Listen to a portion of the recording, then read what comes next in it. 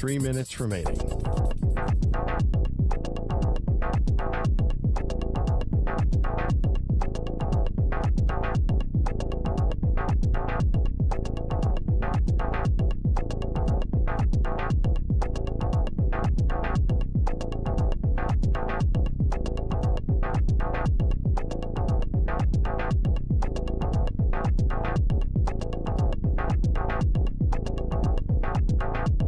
Two minutes, 30 seconds remaining.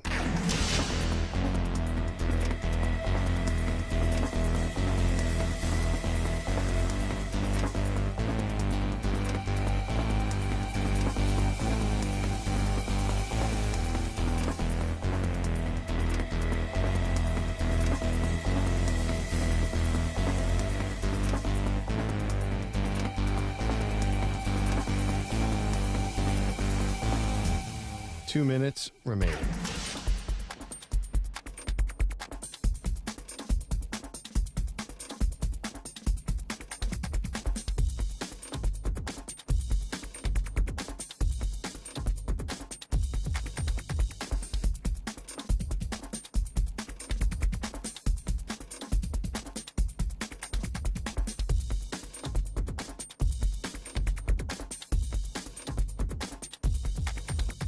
One minute, 30 seconds remaining.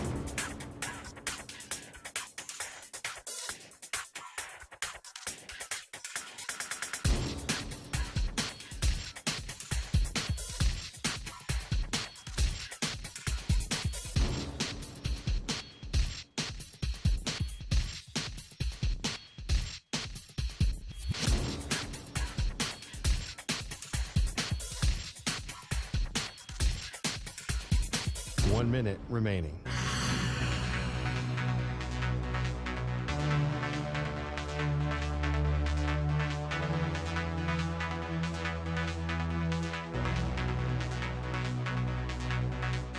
Forty-five seconds remaining.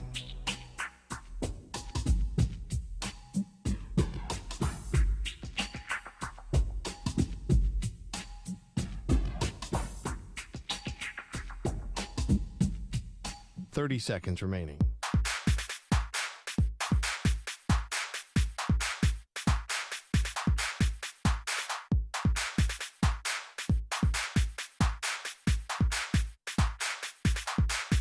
Fifteen seconds.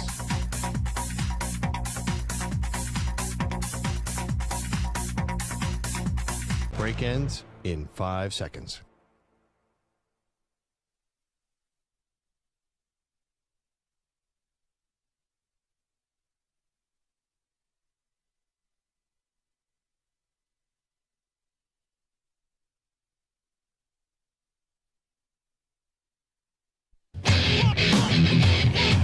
He's live. He's nationwide on CBS Sports Radio. This is the Zach Gelb Show.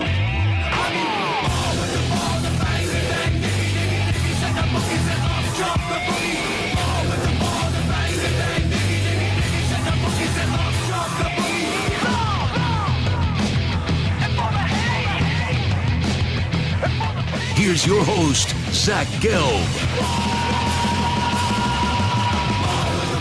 Live from the Play Show, yet not overly ostentatious studios of CBS Sports Radio here in beautiful New York City, sitting on top of the 10th floor of 345 Hudson Street. Welcome on in to a Thursday edition of the Zach Gelb Show across all the great local CBS Sports Radio affiliates, Sirius XM, Channel 158, the free Odyssey app, and of course streaming on YouTube, youtube.com/CBS Sports Radio. 855-212-4CBS, the number to jump on in, 855-212-4227. You can always get at me on Instagram, where I'm straight flexing, or via the good old cesspool of Twitter, at Zach Gelb. That's ZachGelb. Jack Carty and Moist Mike rock and rolling with us all the way up until 6 p.m. Eastern, 3 p.m. Pacific. Leroy Horde's going to stop by at 4:20 p.m. Eastern, 1:20 p.m. Pacific today. But first, we got to start off with the drama whore.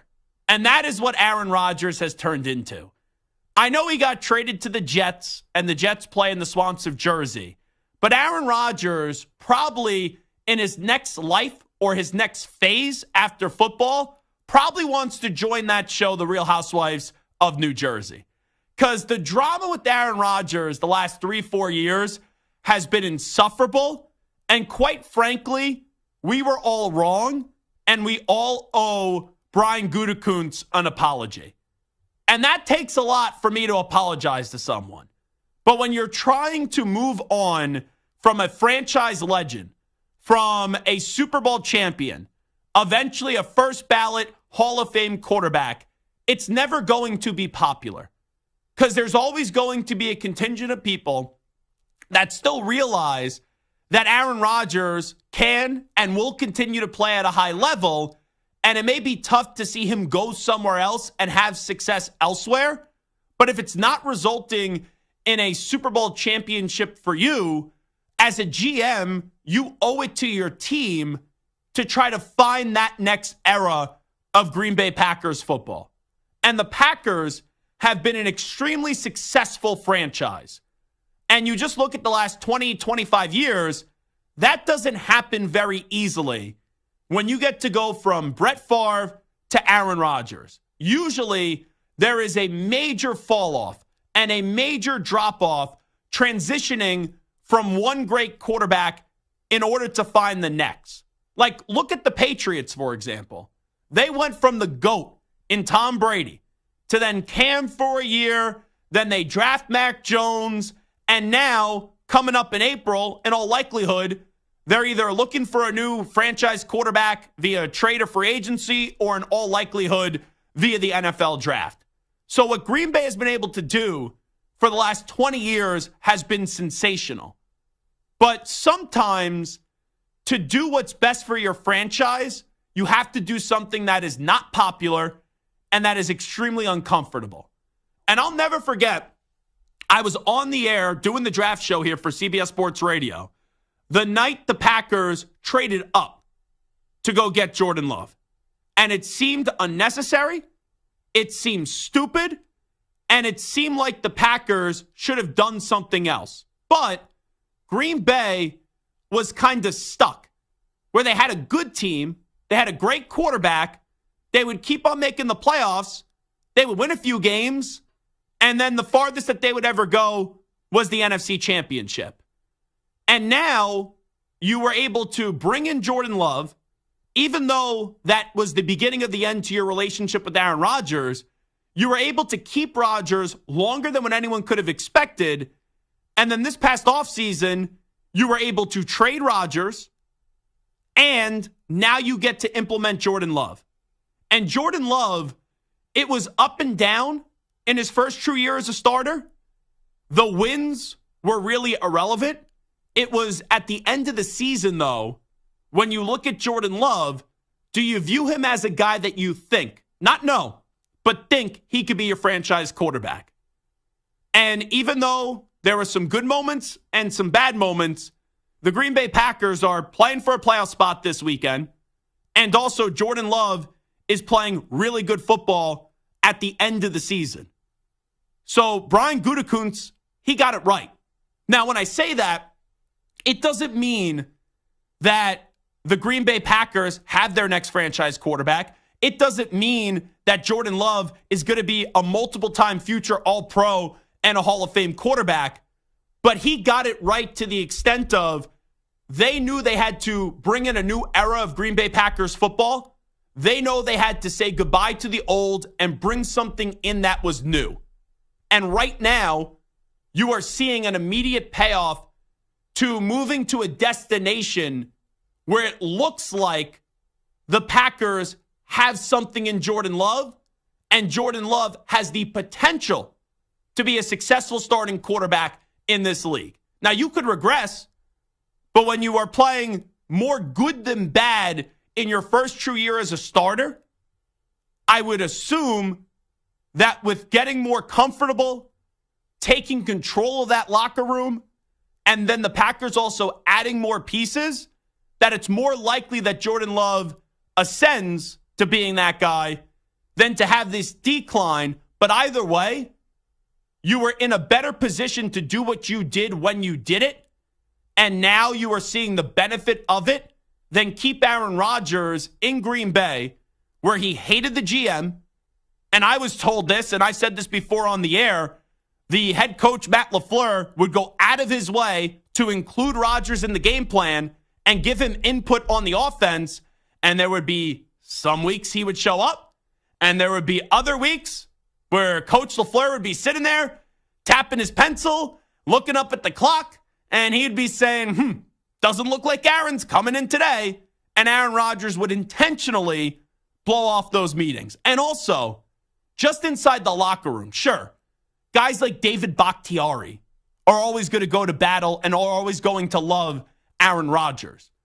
But when you have a player who no longer wants to be there and is being once again a drama whore and is making it all about him and isn't trying to work out with new teammates and gel with new teammates, and every time you have those youngsters that had no relationship with Rodgers and they're sitting there and they're as scared could be, even though you're in a professional setting, because you don't want to say anything out of line, because if Rodgers tunes you out, you're screwed. Because Rodgers has that personality. Rodgers kind of reminds me of really the crazy uncle. Like, everyone has a crazy family member, a crazy uncle that goes to the family barbecue or the family dinner, and you know whatever they're saying, you just sit there and you go, But internally you're saying, what the heck is this person saying? I don't agree with anything this person is saying, but you don't want to have a conversation with that person because you know it's only going down one road, and that's the way that the person that started the conversation wants it to travel. But look at what Rodgers has done. Like, Rodgers has played 4 snaps this year, and this whole season has just been marinated with drama. Even though he never said he was coming back, he returned to practice miraculously, and then he is picking off a football on the scout team. It gave you the indication that he was ready to return, and it was like, oh yeah, I'm not going to be ready in the final 3 weeks of the season. Or you hide behind the Jets' incompetence and the Jets' record as why you wouldn't come back.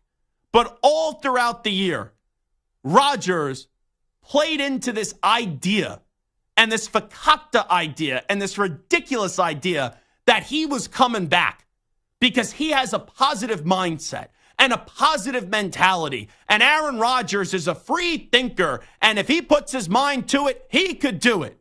Well, you still have to naturally heal. And we all know that you were not going to get back on that football field this year.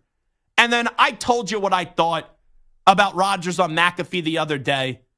I understand that he doesn't like Jimmy Kimmel. A lot of people don't like Jimmy Kimmel. That comes with this territory when you do a talk show or you do late night television and you have to make fun of people and you have to give opinions. I'm not even saying I'm a fan of Jimmy Kimmel. I don't watch his show. But when it comes to what Aaron Rodgers did, he basically accused Jimmy Kimmel of being on the Epstein list that would suggest he either knew what was going on or was partaking in the actions that was going on. And then I guess this list comes out last night because I didn't read through all the legal stuff, but someone did. And someone said, we went through all the pages. Oh, yeah, Jimmy Kimmel's not on the list. So Rodgers just spews things. And I'm not even saying Rodgers is always wrong about everything he says. No one's not always wrong about everything that you say. But Rodgers just floats things out there. He knows what he's doing. He loves the attention. And then he thinks you have to agree with him on every single thing. And if you don't, then he will make fun of you and he will berate you. So I actually respect what the Green Bay Packers did. The Packers said, we need to move on and set up a potential replacement for Aaron Rodgers. It was going to be not very popular. Brian Gutekunst was going to get dragged by the fan base. He was going to be a piñata for 2 years. You knew Aaron Rodgers was basically going to make it as tough as possible on Gutekunst and also the head coach of Matt LaFleur. But look where we are a year now. Look where we are a year later. The Packers are on the verge of making the playoffs. I get it. Rodgers got hurt. Unfortunate. But does anyone think Aaron Rodgers will win a Super Bowl with the Jets in the next year or two? I don't.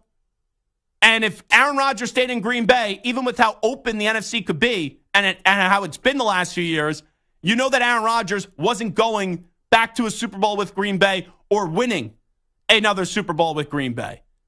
So instead of dealing with all this nonsense, which they got dragged through the last 2 years, and Rodgers made it very uncomfortable, and Rodgers made it all about himself, they got something back for Rodgers, and it also looks like that they have found the guy that could be their future at the quarterback position.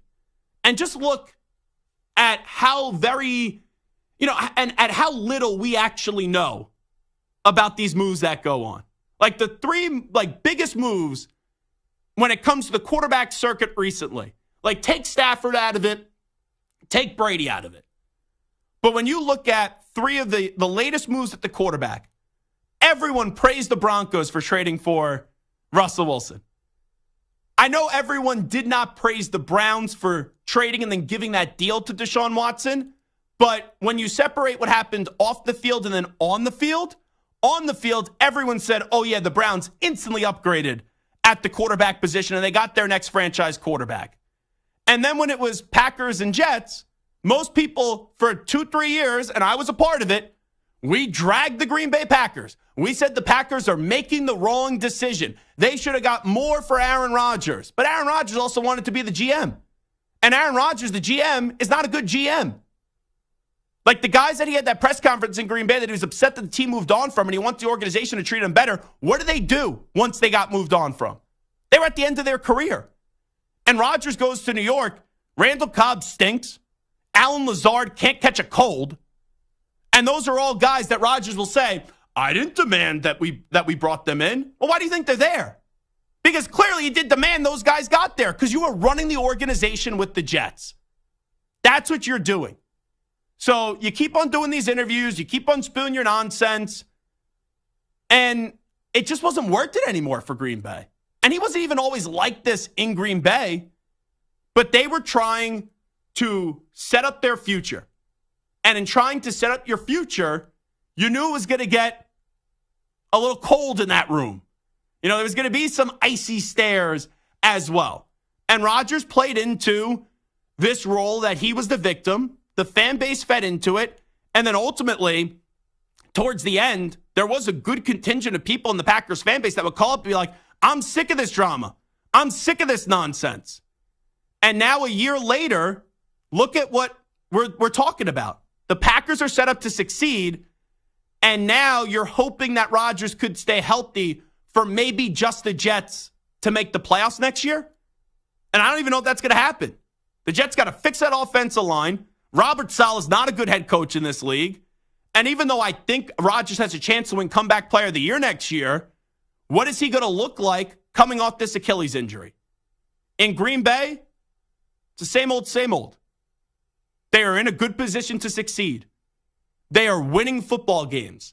They have clarity at their quarterback position. And then with Aaron Rodgers, even though he is a great quarterback and he will be a first ballot Hall of Famer and he is one of the best to ever do it, you don't know what you're getting with Aaron Rodgers.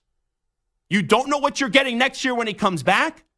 And also, whenever he opens his mouth, you never know what he is going to say. And he has been an attention-seeking drama whore this entire year and also the 2 years before it. So sign him up.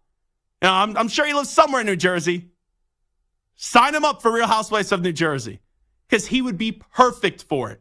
Because this dude is now more interested in being like a reality star than he actually is about what's going on the football field. So I'm sick of Rodgers. I've had it with Rodgers. And I look at Green Bay, and I think a lot of us need to say, Brian Gutekunst, we owe you an apology. Because you were trying to do something that was different. You were trying to set up your future. You got dragged for it. But right now, for the next 2-3 years, who am I putting more stock on? Like, who am I buying more stock into? It's the Packers. It's Gutekunst. It's Love, rather than whatever the final 2 to 3 years of Aaron Rodgers' football career is going to be. 855-212-4CBS, 855-212-4227 Are you ready to give Brian Gutekunst an apology? Or are you not fully bought in yet that Jordan Love is going to be the guy for the Green Bay Packers for the foreseeable future? Once again, 855-212-4CBS, 855-212-4227. It is the Zach Gelb Show on CBS Sports Radio. Leroy Hoard's going to join us coming up in an hour from now, and we return. Davante Adams is sending the Raiders a message, and they should listen. We'll talk about that next. You're in a 5-minute break.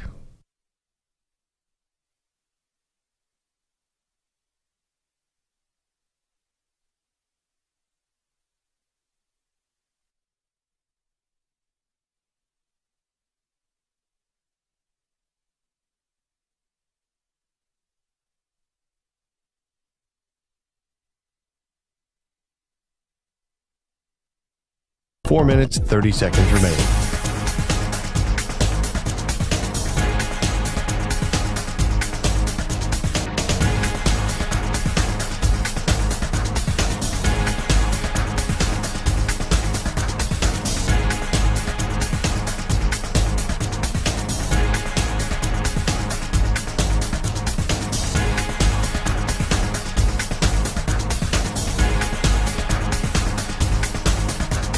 Four minutes remaining.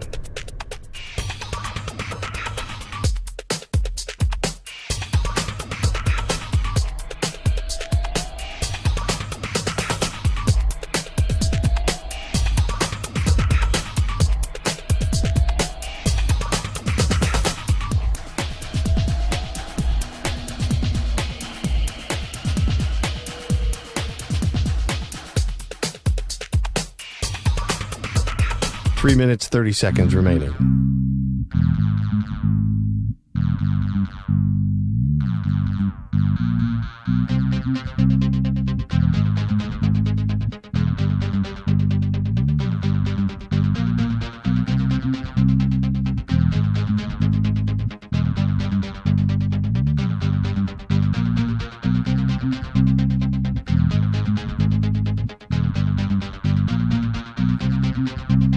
Three minutes remaining.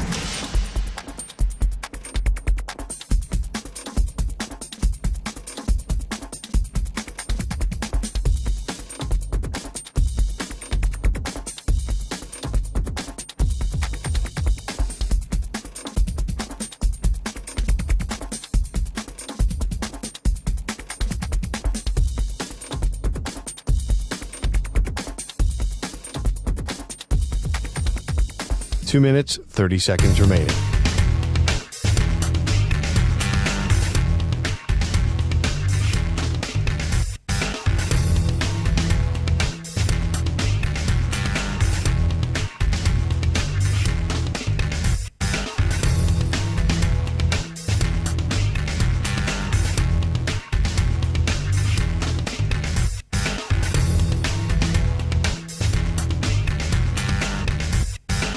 Two minutes remaining.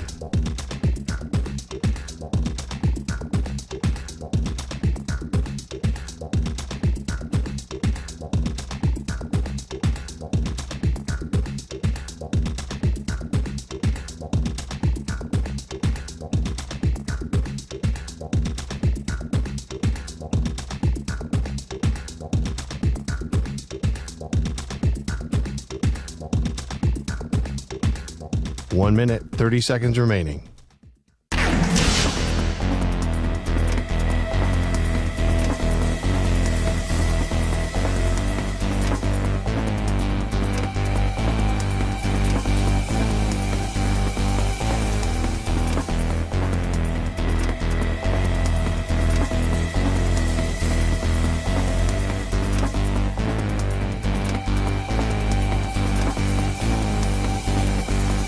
One minute remaining.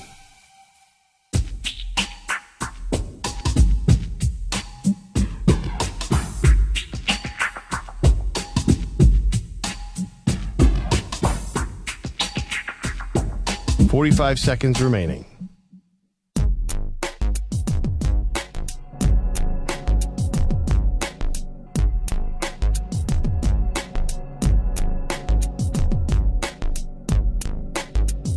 .30 seconds remaining.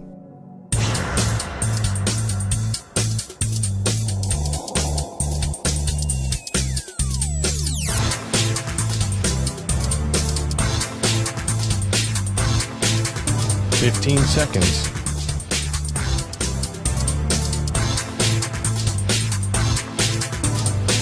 Break ends in 5 seconds.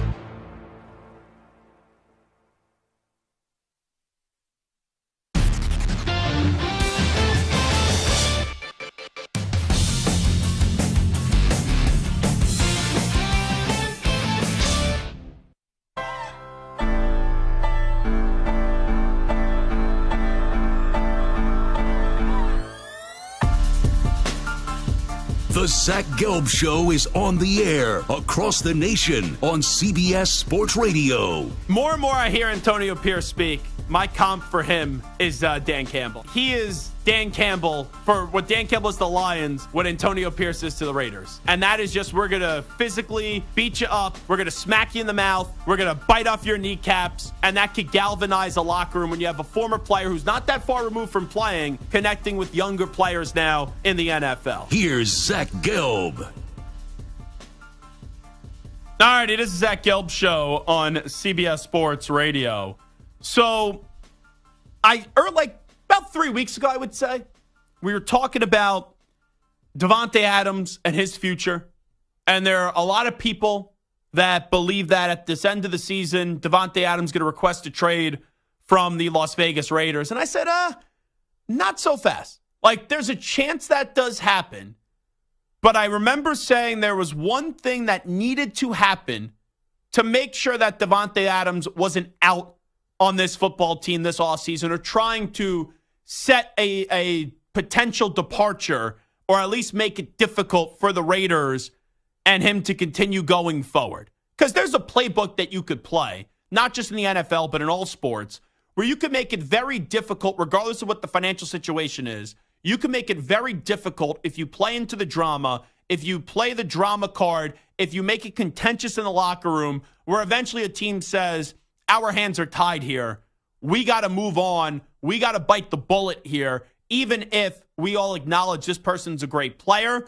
Because not that the juice isn't worth the squeeze, but there's just a headache here, and the person doesn't want to be here.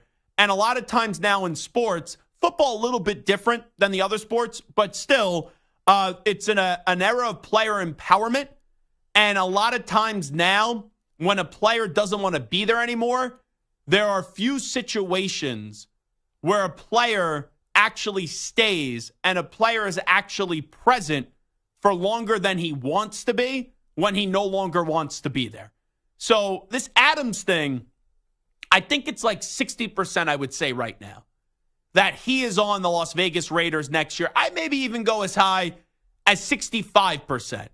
Because one thing I truly do believe needs to happen for Davante Adams to stay with the Raiders, and that is Antonio Pierce becoming the full-time head coach. Because Davante Adams left money on the table in Green Bay to go to the Raiders. And whether it was because he wanted to be closer to home, be closer to his family, play with his college quarterback at Fresno State and Derek Carr, who's no longer with the Raiders, there were enough reasons that were given why Davante Adams wanted to be on the Raiders. Now, I also think Davante Adams isn't a dummy. He kind of realized the situation was coming to an end in Green Bay with Aaron Rodgers.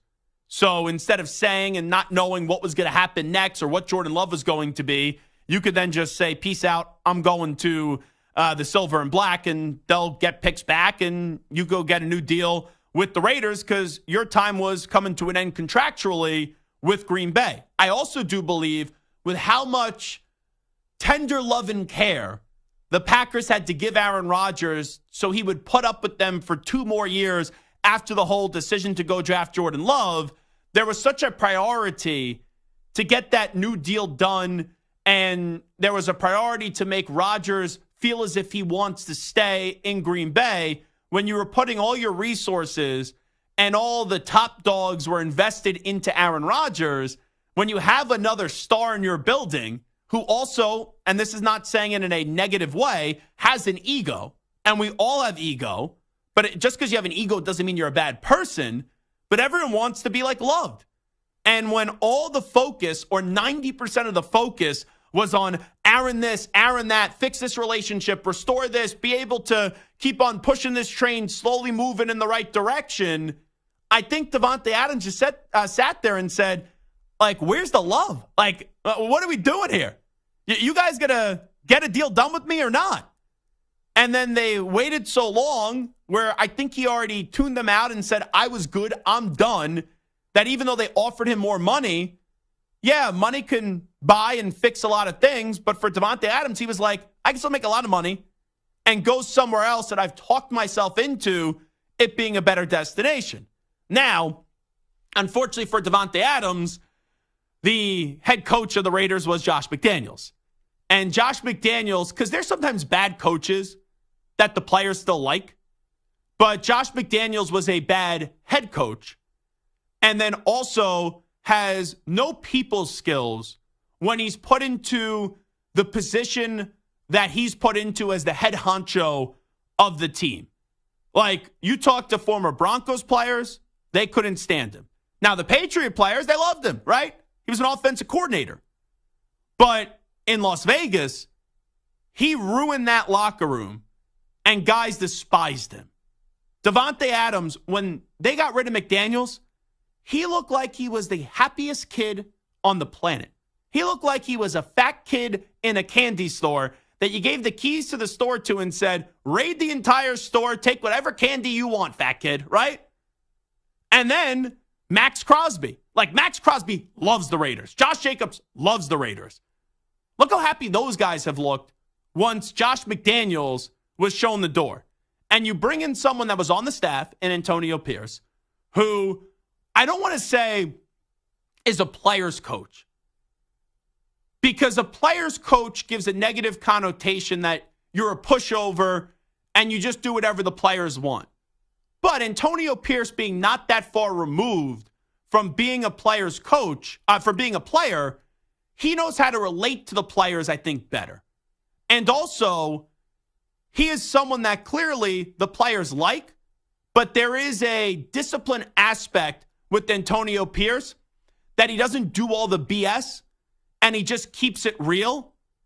And he was kind of an extension of the coaching staff when he was a player. And usually those types of guys turn out to be really good head coaches. So when you go from something, I don't even know if Antonio Pierce is going to be this great head coach. But as long as Jim Harbaugh doesn't want the Raiders' job, Antonio Pierce should get that job.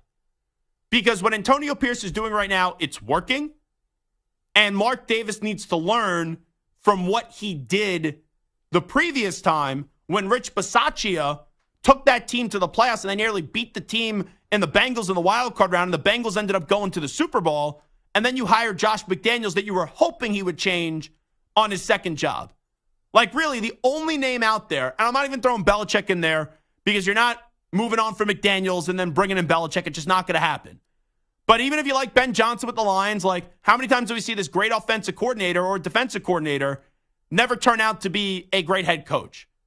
But Jim Harbaugh is the one name that's out there that he was a great head coach in the NFL the 4 years he was there as a head coach with the Niners, where they got to 3 NFC title games and then also a Super Bowl. So if Antonio Pierce is not the head coach and it's Harbaugh, I'm fine with that. But if it isn't Jim Harbaugh, it's got to be Antonio Pierce. And if you do keep Antonio Pierce, I don't think Davante Adams is going to request a trade after this year. Now, here is Davante Adams giving his endorsement to Antonio Pierce to be the next head coach, the permanent head coach of the Las Vegas Raiders. Yeah, I mean, it's obviously who I wanted. That's my vote, and I've been vocal about that, and that's basically how the whole locker room feels, and with good reason. I mean, he's come in and done a great job, and he's continued to win us over. It's not just the comfortable thing. I think having AP here will be it'll be good for this organization. He kind of embodies what it means to be a Raider, and that mentality, that swag, and all the things that he endorses is the things that I believe in. So it's easy for a guy like me, especially having dealt with him a little bit this year now and gotten to know him and see his evolution. Definitely rooting for him. So once again, Mark Davis could do whatever he wants. But Mark Davis, and I can't give him the benefit of the doubt. I can't even say if Mark Davis is smart, because Mark Davis, when it comes to running a football team, like he can mess up a 2-car funeral procession. Like, seriously. It's the way. You tell someone you got to turn left at the light, Mark Davis is sitting there and saying, I'm going to turn right. You tell me you don't trust a guy with that haircut? Really. Clearly he has great decision-making. But also, let's be real. Mark Davis is a friend of Michael Samter. Last time we were in Vegas, Samter's in the hotel lobby. Mark Davis is there to greet him. Is that a great judge of character if you're a buddy there with Big Mike CBS, Moist Mike? That's up for everyone else to decide. You seem to like me. You took me out to dinner, and you're clamoring for me to take you out again to dinner, too. So it seems like you want to spend time with me, too. So your decision-making is equal to Mark Davis. And if you think that Antonio Pierce should stay, then maybe it's that obvious that even Mark Davis will make the right decision. Maybe. I'm not saying I make all the right decisions as well. I have some friends that are bad friends. I also have some friends that are great friends. That's life, though. But in this case, I think you call Jim Harbaugh. You do the search. You see if Jim wants to be a part of the Raiders. But if not, I'm handing that job over to Antonio Pierce because he's deserving of it. And not only is he deserving of it, it will create less dysfunction this offseason. Because when they brought in Josh McDaniels, there were a lot of players that wanted Rich Bisaccia. And just because the players want someone doesn't mean you have to make that guy the next head coach. And when you bring in someone, regardless if he has this great track record or not, and McDaniels didn't, I think players are on edge and they have an eyebrow up and an eyebrow raised. And you have to quickly earn their trust. Clearly, Josh McDaniels never earned the trust of those players. Antonio Pierce already has the trust of those players. They love Antonio Pierce. You want to keep Josh Jacobs? You better make sure Antonio Pierce is the full-time head coach. You want Davante Adams not to request a trade? You better make sure Antonio Pierce is the full-time head coach. If not, whatever pieces you have will slowly, or maybe even quickly, want out of that organization. And I know the Raiders are not this great franchise right now, but they do have 3 of the top 15, 20 players in the league. In Josh Jacobs, Max Crosby, and Davante Adams. 3 of those guys were on the top 100 list last year, inside the 15 on the NFL top 100 list. I would keep on moving this train in the right direction. I would make Antonio Pierce the next full-time head coach of the Las Vegas Raiders. And a big reason because of that is obviously that Davante Adams audio that you just heard. All righty, Zach Gelb Show, CBS Sports Radio. We will take a break. We'll come on back. It is a Thursday, so we'll do a little Zach Gelb Show Thursday PSA when we return. Update time first. Here is the Act Man, Rich Ackerman. CBS Sports Radio. Sports Flash. And it's sponsored by Progressive Insurance. Drivers who switch and save with Progressive save nearly $750 on average. Call or click today to find out if they could save you hundreds on your car insurance. Draymond Green's suspension is indefinite, but there might be some light shed about his return. With ESPN reporting, Green is set to report to the Warriors in the next few days to ramp up activity toward returning. The Bucks have been stuck on 24 wins, suffering back-to-back losses. They'll try to turn it around in New Orleans tonight. Milwaukee coming off a loss to the Pacers last night, in which Indiana scored 144 points. Giannis Antetokounmpo knows it's not often you give up that amount and are able to win. Not let the team score 140 points on us, and we trying to score 142. Like, you cannot be consistent that way. So we have to be able to guard. We have to do a better job guarding. The other game on the schedule tonight features Denver and Golden State by the Bay. Like the Bucks, the defending champs, looking for their 25th win. The Warriors coming off a win that halted a 3-game slide. The Braves have signed recently acquired Chris Sale to a 2-year deal with an option. Harrison Bader returns to his native New York, this time reportedly signing a 1-year deal with the Mets. I'm Rich Ackerman. You're listening to CBS Sports Radio, 24 hours a day, 7 days a week, all live, all the time. CBS Sports Radio.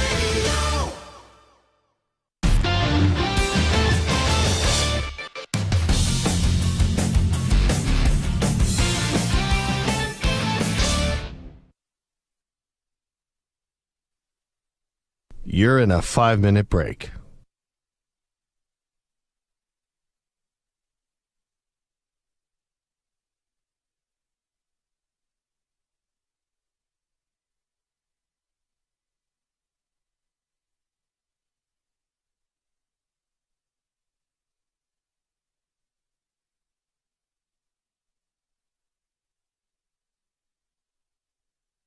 4 minutes, 30 seconds remaining.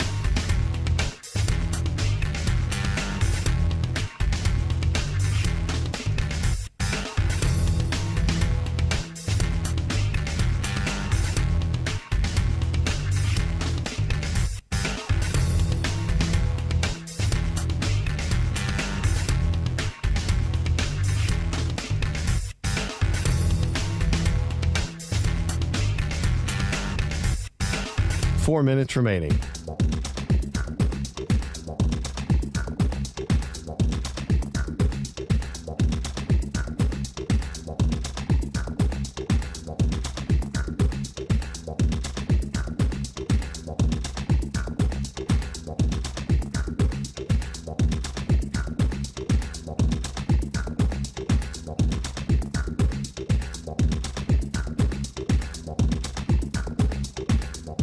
Three minutes, 30 seconds remaining.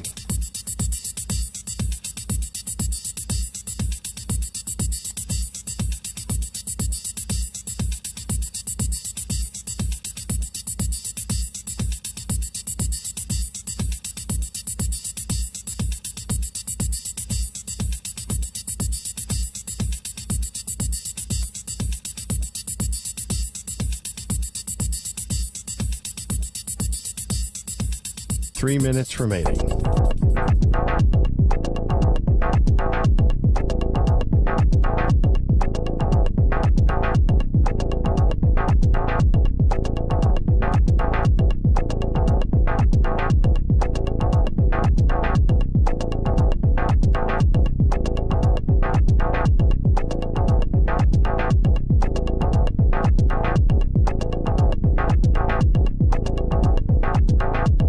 Two minutes, 30 seconds remaining.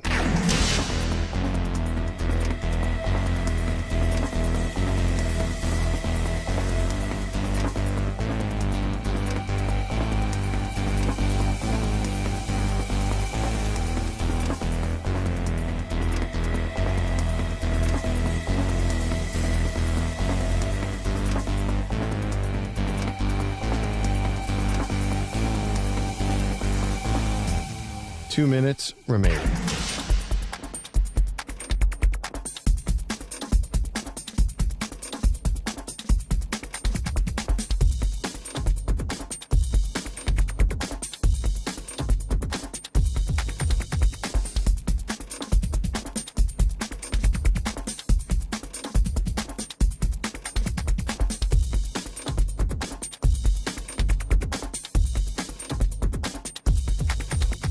One minute, 30 seconds remaining.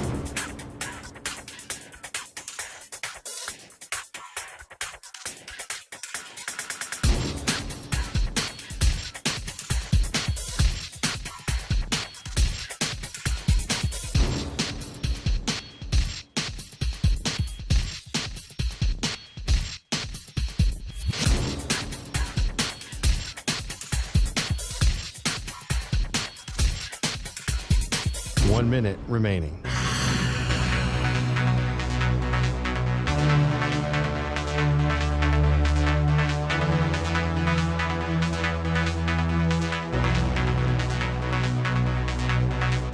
Forty-five seconds remaining.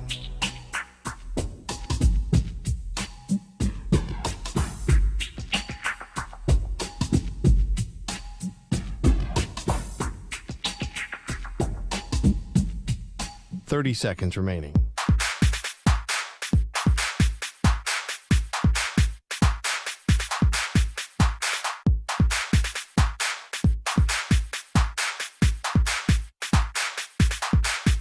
Fifteen seconds.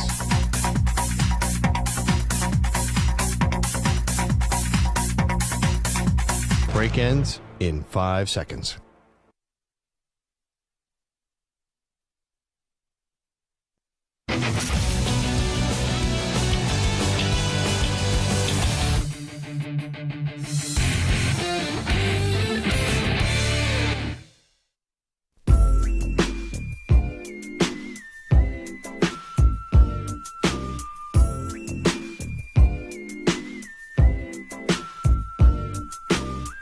Give us a call right now, 855-212-4CBS. All righty, this is Zach Gelb Show, coast to coast on CBS Sports Radio. So we were just talking about Davante Adams, discussing how he wants to see Antonio Pierce get the Raiders head coaching job and basically giving his endorsement and saying why he deserves to be the next head coach. So someone sent me this during the break. It was on Raiders Wire, which is a part of USA Today. And they have odds out from bookies.com. And it said the folks over at bookies.com have the latest odds out on who could be the next head coach of the Raiders. And then there is an asterisk underneath it. It says bookies.com are not official and are for entertainment purposes only. But if you're trying to entertain people, you would think that Antonio Pierce would at least be on the odds here. And I'm looking at it. They have 1, 2, 3, 4, 5, 6, 7, 8, 9 names listed, and then the field. And out of those 9 names, none of those names are Antonio Pierce. Now, the leading odds guy for the next Raiders head coaching job, if this guy gets hired, this is what I hope. I hope the announcement is made or the news breaks when we're on the air. Because I think I will literally just like erupt like a volcano on the air. I would have steam coming out of my ears. I have said this for a while. Kellen Moore is so overrated. Kellen Moore was supposed to be a head coach when he was with the Cowboys.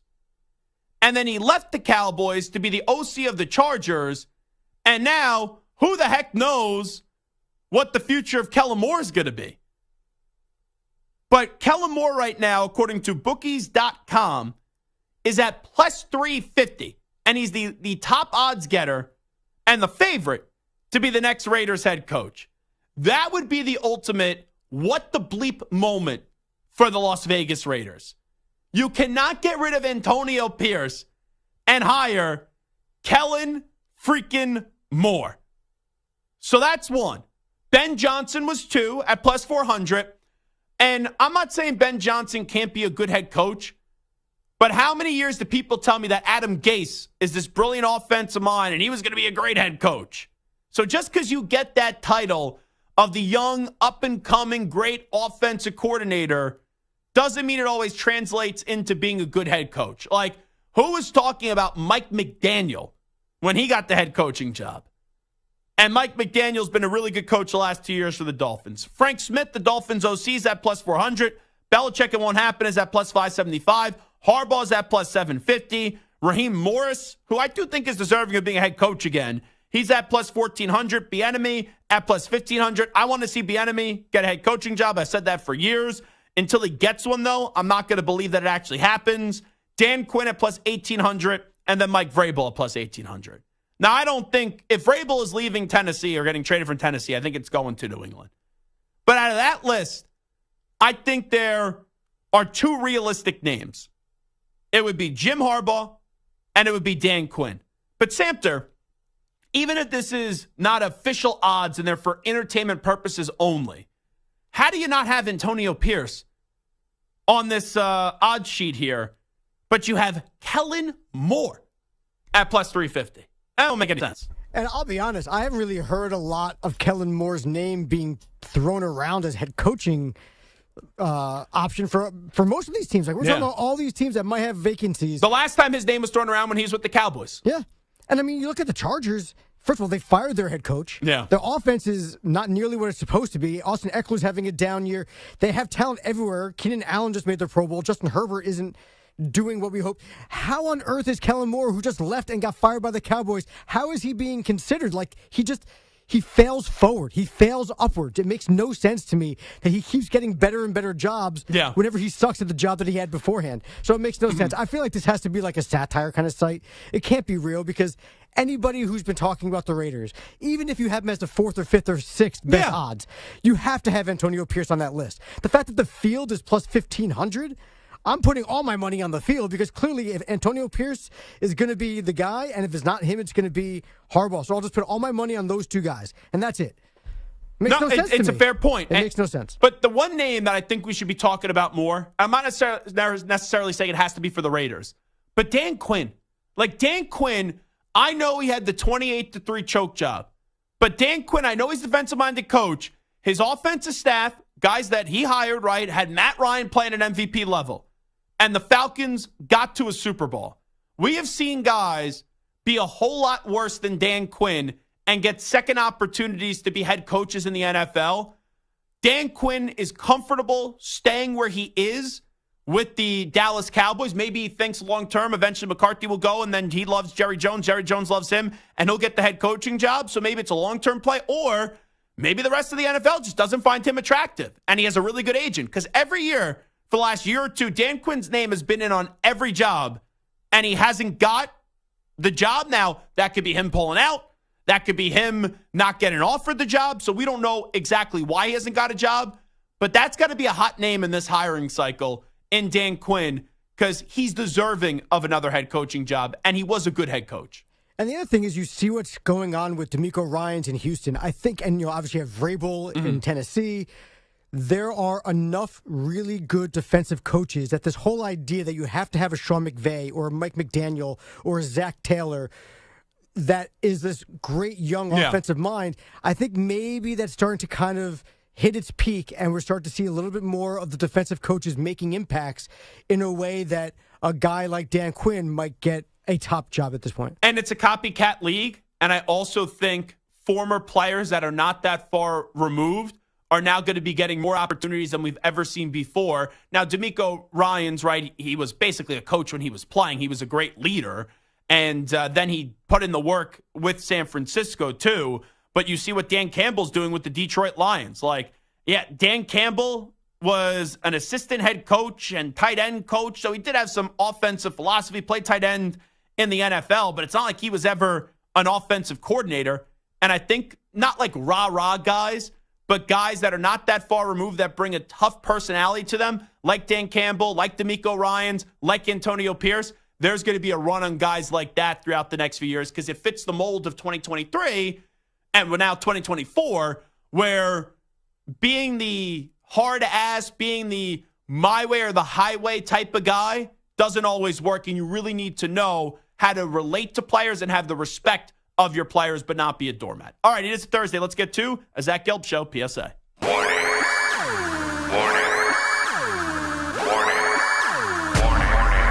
It's a Thursday. What do you have to say? It's the weekly Zach Gelb Show PSA. Who's with me? Let's go! Come on! All righty. I just don't give a rat's ass about the All-Star game. You know, in all sports. All All-Star game, Pro Bowls, whatever you want to call it, I don't care. But last night, I understand why players care. Because it helps them eventually make a case for the Hall of Fame, maybe incentives in their contract. But most of the time, and I know the Pro Bowl is no longer what the Pro Bowl was, and now it's like a bunch of games and all that stuff, whatever. We always clown and trash the Pro Bowl in whatever rendition of the Pro Bowl is being played. The number one takeaway is, oh, what a joke this has become. How stupid is this? I can't tell you how many fans last night were freaking out and losing their mind over a player they root for not getting into the Pro Bowl. When you all know those players or those fans aren't going to watch, and they really don't care about the Pro Bowl down deep. So my PSA is, unless you are a player, you shouldn't give a rat's ass about if someone makes an all-star team or not, because 9.9 times out of 10, whether it's in hockey, football, baseball, basketball, you're not actually going to watch whatever all-star festivity they do have. So that's my PSA, Santer. How about yourself? Well, I got a couple of them. I was having a really hard time trying to decide which one it was going to be. The first one I was thinking of maybe doing was just like kind of fake apologies, and it kind of spurned off of Pat McAfee. And it's kind of like, well, I'm sorry that we were a part of this, not the I'm sorry that we actually did this. Where it's kind of like, you know, when you're having a fight with your girlfriend or your significant other. Yeah. And, you know, it's like, I'm sorry for doing X, Y, Z. It's, like, it's I'm easier sorry for me to apologize. Yes. So we could just put this to bed and lay it to rest rather than just have this continue to be out there and me just kind of take the stance of I'm not going to apologize. But it's also how you apologize and what you're apologizing for, right? Instead of saying I apologize for saying that you look fat, as opposed to saying, I'm sorry that you felt bad that I said that, right? Yeah, So it's kind of like you're rough to passing some the of your blame on exes. to other people. So I was going to use that, but since you opened up with Aaron Rodgers and we did the whole Pat McAfee thing, I figured I was going to do something different, right? Fake apologies, it annoys me, but let's move on to something else. People who just call you out of the blue, right? It's 2024. Text me. Right? If it's something really important, you can call me. But if you just start calling to say, hey, what's up, and have a conversation, give me a heads up ahead of time. Right? You never know what someone's doing. They might be at work. They might be with their kids. They might be at dinner. You can't just call someone out of the blue anymore like you used to, where you just like pick up the phone and dial your friend and say, what's up. Text me, hey, what are you up to? Are you free to talk? And then if I'm saying, yeah, I'm free, I'm available, I'm around, I'm walking the dog, give me a buzz or I'll call you, then you can have that conversation. People who just call out of the blue just to have a conversation drives me crazy, because then if you pick up and you start in the conversation because you think maybe it's something big and they're just talking and like telling you about their day and something interesting, well, now I'm kind of like locked into this conversation. What if I have to rush to get off the phone? What if I have the show to do? What if I have some things to do for the baby or for the dog or for my wife? I hate it. I feel like locked and trapped into it. So, yeah, don't do that. By the way, I have one more PSA. Our buddy Stu Kovacs, he's out this entire week, was here Monday, but is out Tuesday, Wednesday, Thursday, Friday, because his girlfriend is working in D.C., and they go on these, like, destinations. If you're going to take off a full week of work to go on a girlfriend destination trip, at least have it actually be a good destination. Like, usually you hear those trips, it's Nashville, it's Vegas. I've been to D.C. I like D.C. I can't spend Tuesday, Wednesday, Thursday, Friday, and Saturday in D.C. I just can't do it. I mean, listen, D.C. has a lot of cool things to do. But right? not like, 4 or 5 days. No, but if you're there with your girlfriend, you can find ways to make it work. And especially, I give him more of a bedroom pass time. because of the week that he's taking off, right? It's like the week right before Bedroom New time. Year's and the week right after New Year's, right? You have that like kind of gap time. So like this feels like a good time to go for a long random trip to D.C. If I'm going to 4 or 5 days to D.C., after a day or two of exploring D.C., it's a lot of bedroom time. So maybe that's why Stu ended up going on this vacation, but he lives with her. I don't want to think about that. Well, I just made you think about it because I said it about 3 times. All right, I'm going Bedroom home. time. Bedroom time. All right, I'm going home. All righty, we'll miss you. Zach Gelb Show, CBS Sports Radio. A.J. Brown speaks. We'll play you some audio of it next.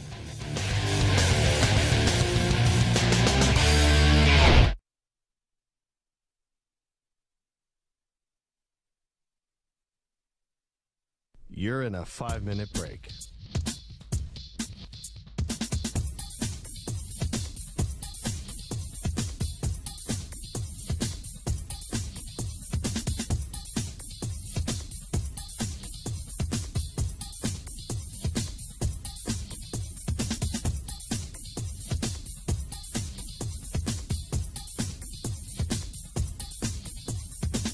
Four minutes, 30 seconds remaining.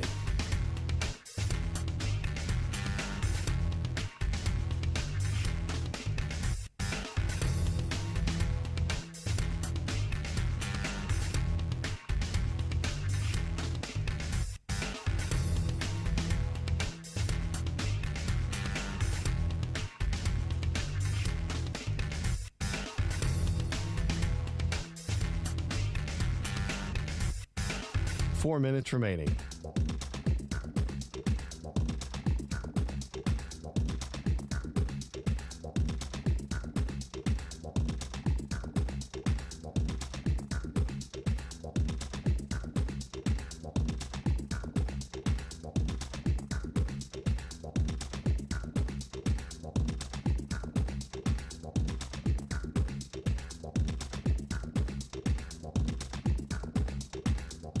Three minutes, 30 seconds remaining.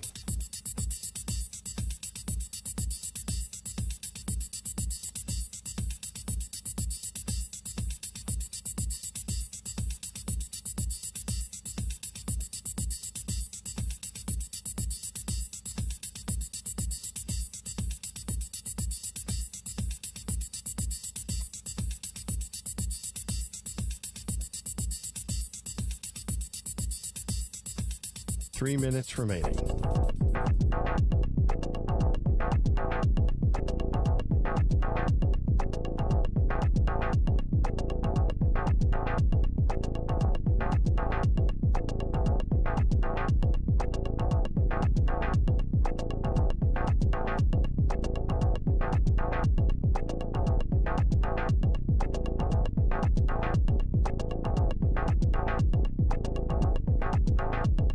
2 minutes, 30 seconds remaining.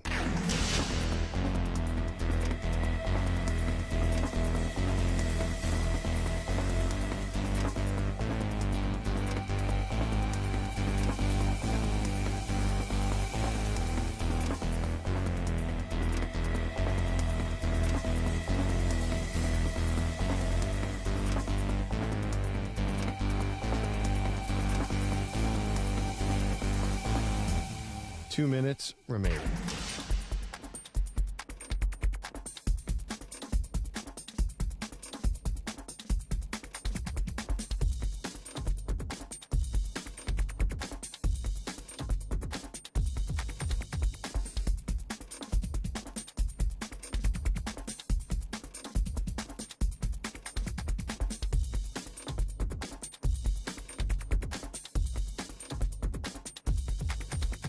One minute, 30 seconds remaining.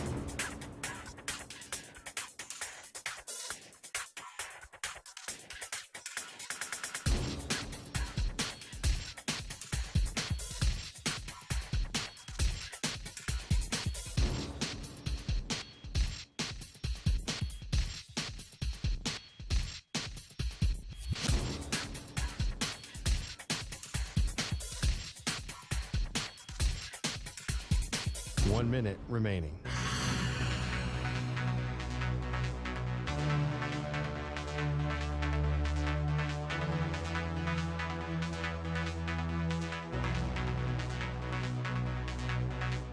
Forty-five seconds remaining.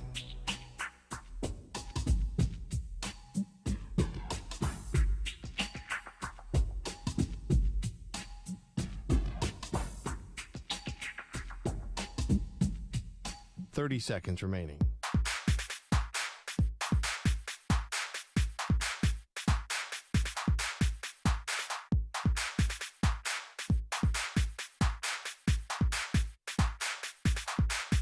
Fifteen seconds.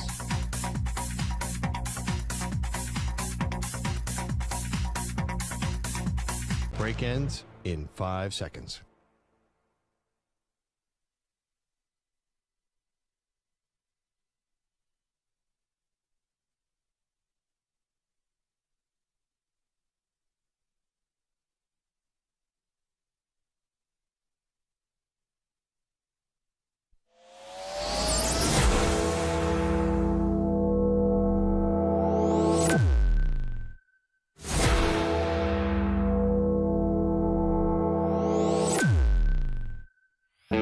He's live. He's nationwide on CBS Sports Radio. This is the Zach Gelb Show.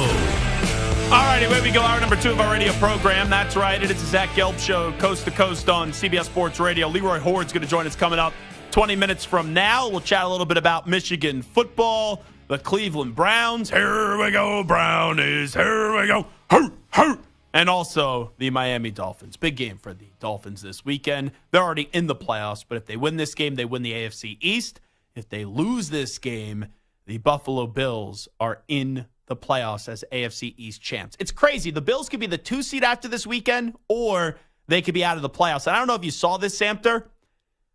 It is expected there's going to be more Bills fans in the stadium in Miami than they're going to be Dolphins fans right now. And we know that the Miami sports fan is kind of like a fickle fan. Like even during the playoffs with the Miami Heat, I always feel as if the fans show up like 5 minutes into the game. And I'm sure there are passionate, loyal Miami sports fans. But how many times, I know the stadium is just ridiculous when it comes to the Hurricanes, and the Hurricanes haven't been great in a long time. But you turn on a Hurricanes game and it's absolutely empty. And when you have a passionate fan base like Buffalo, where they live and die by the success or failures of this football team, and it was last year, right, coming off of Thanksgiving, where they had to stay in Detroit and play a game up against Cleveland, I think it was, in Detroit, and somehow through the snowstorm, Bills fans found their way to Detroit to watch that team play. It's just there's certain fan bases where they overtake opposing team stadiums. Now, there's some other really great fan bases that have great home crowds that even though there will be some Steelers fans and some Packers fans and some Bills fans in attendance, they won't overtake the stadium because the team they're playing has a rabid, crazy fan base. That's just not the Dolphin fan. And like Commanders fans, because of how bad Daniel Snyder was, you always knew when you got these big brand football teams like the Patriots, like the Steelers, like the Packers playing in Landover, Maryland, that would be a home game for the opposition. You know, SoFi Stadium with the Los Angeles Chargers, home game for the opposition. So it does not surprise me that that stadium in a win-and-you're-in game for the Buffalo Bills is going to be packed, even though it is the Dolphin Stadium. But anyway, let me just ask you this, though, Mike. I don't know how much you've been following this A.J. Brown stuff, but I've talked about it a lot, so you have to be paying somewhat of attention to it since I talk about it a decent amount. No, not really. Wouldn't be the first producer I work with where they're not really listening to what the host says. But with A.J. Brown, you can visibly see through his body language that he's just not happy right now. And he's frustrated. And when you are frustrated, it's usually a product of losing. But sometimes you could tell there's frustration with the player, and it's because of what's going on in that locker room.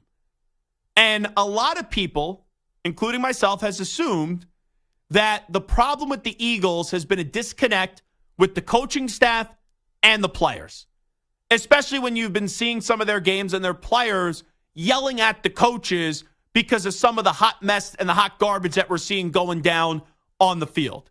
So A.J. Brown last week after they lost to the Cardinals did not address reporters. Like, reporters were at his locker, and he said, guys, I'm just not talking today. I was raised, if you have nothing nice to say, you don't say it. Something along those lines. Gave one of those lines. And the media was like, did we do anything wrong? And he went out of his way to say, no, it has nothing to do with you guys. So A.J. Brown the other day gave a warning that tomorrow is the day that he's going to talk to reporters.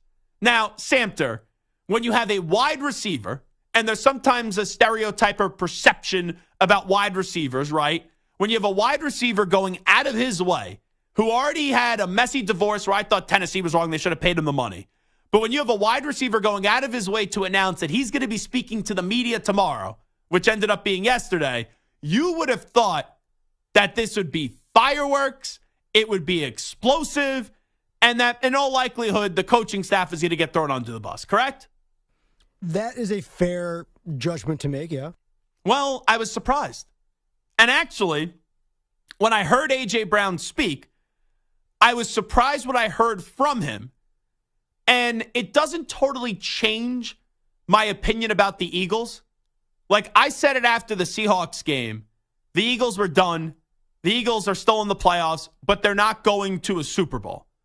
And the goal for the Eagles was to get back to the Super Bowl and right the wrong from a year ago with a very talented team, and that was to hoist that Lombardi trophy at the end of the season when you had a 10-point lead in last year's Super Bowl up against Kansas City, and you couldn't slam the doors shut.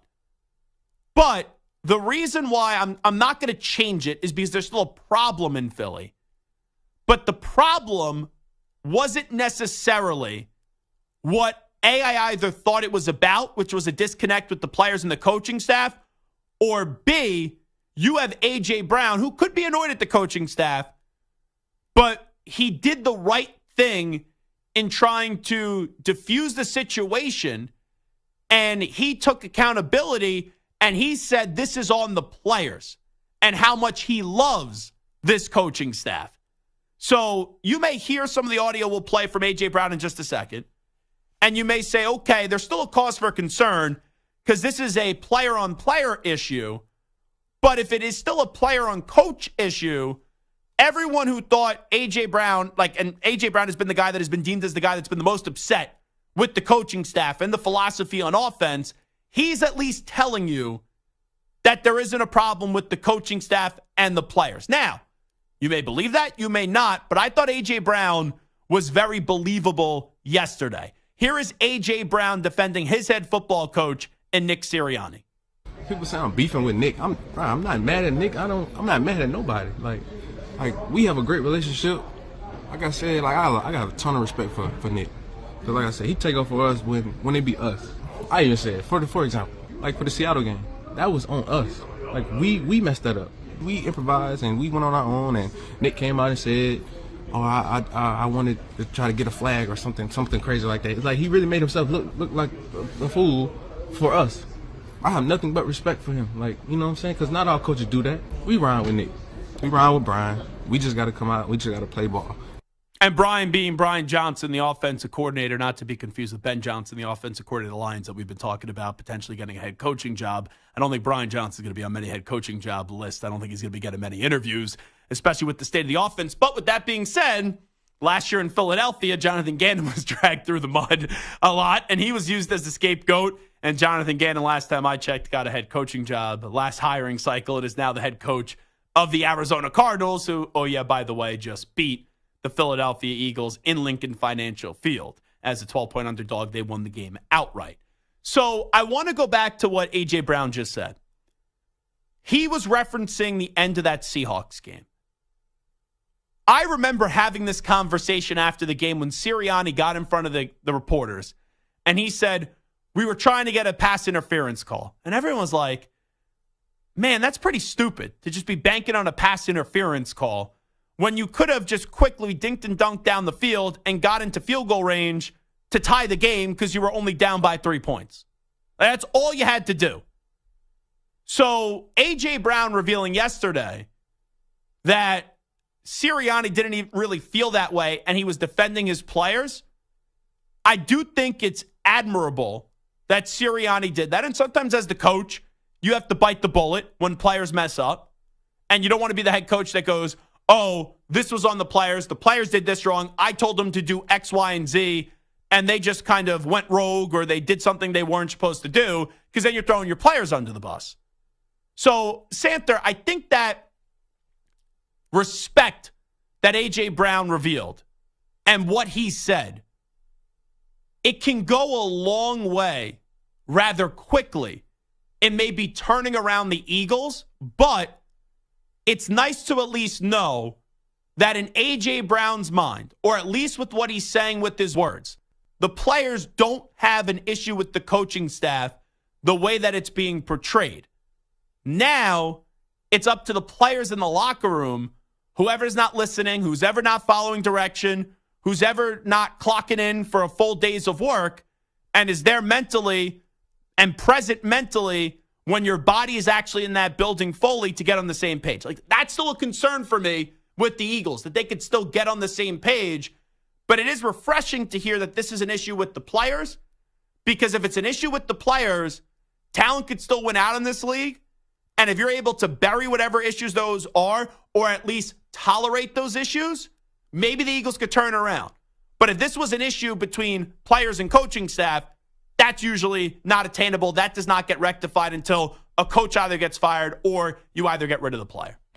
And I've seen a lot of people saying, like, A.J. Brown may have just saved the Eagles season with these comments. If this is all it took, and it took A.J. Brown this long to say things like this, then that's troubling.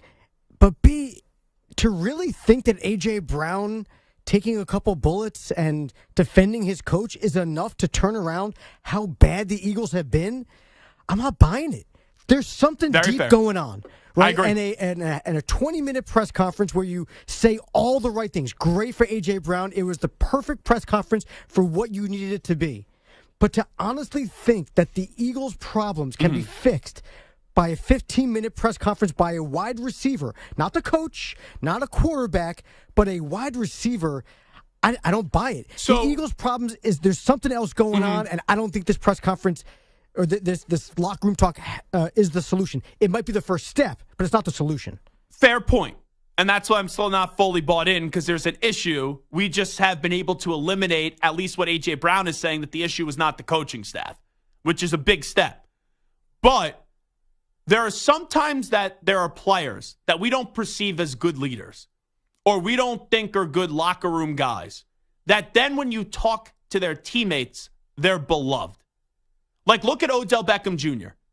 When he was in New York, he had a bad reputation. Some of it on him, and some of it being misportrayed. Like when he did that interview with Josina Anderson and Lil Wayne after he just got the extension and couldn't even say he was happy in New York and was basically trashing Eli Manning, that was a jerk move by Odell Beckham Jr. But you talk to a lot of those players, they love Odell. Look at Odell now with the Baltimore Ravens. They love Odell. Odell with the Rams, I know it was quick, but he played well. They loved Odell.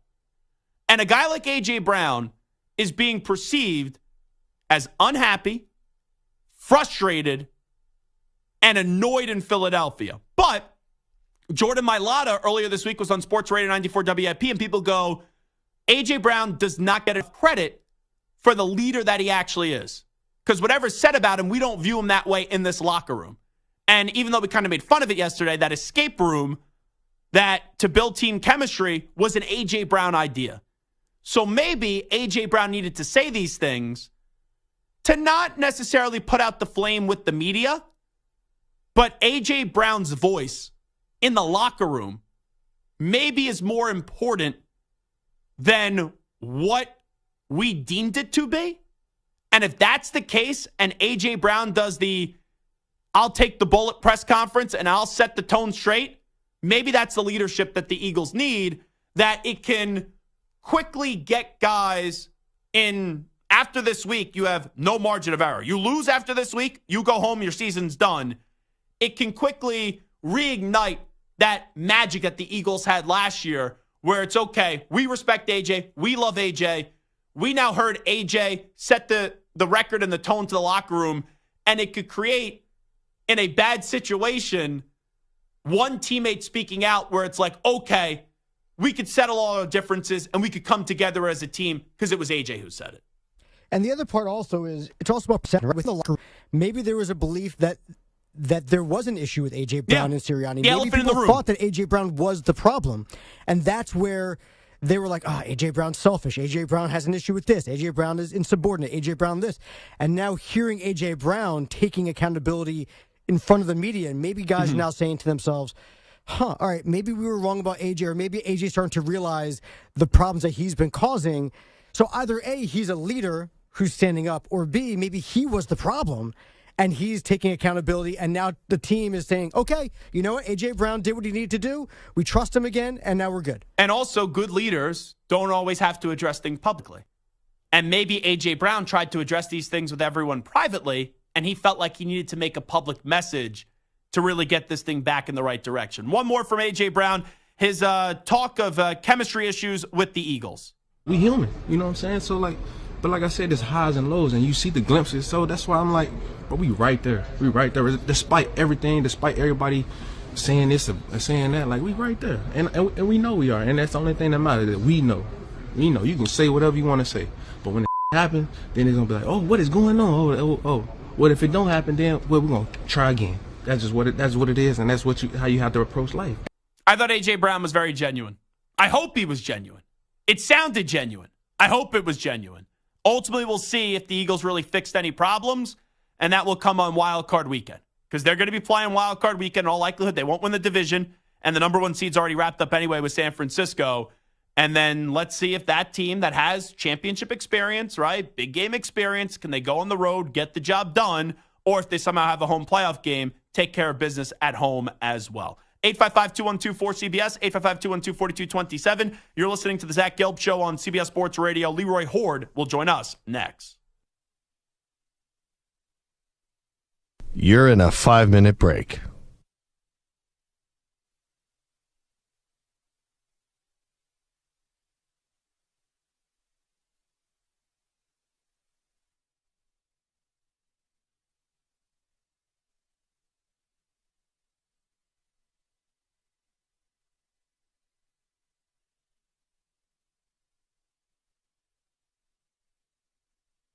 Four minutes, 30 seconds remaining.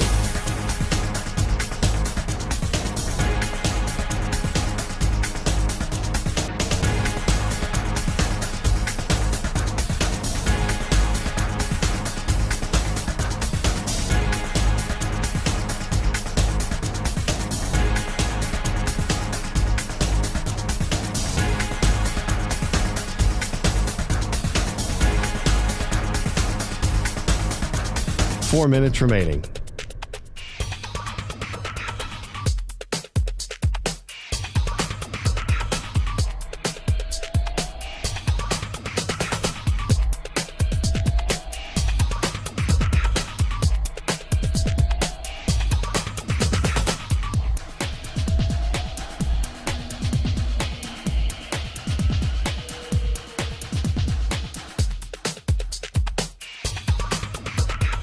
3 minutes, 30 seconds remaining.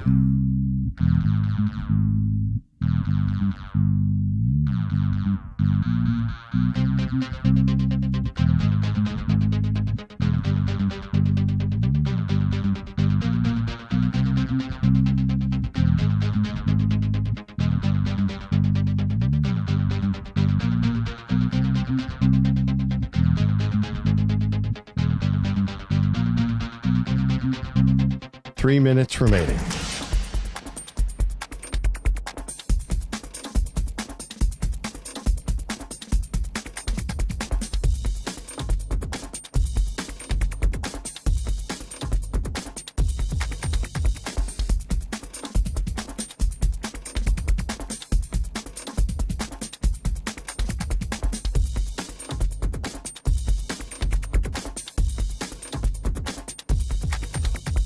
Two minutes, 30 seconds remaining.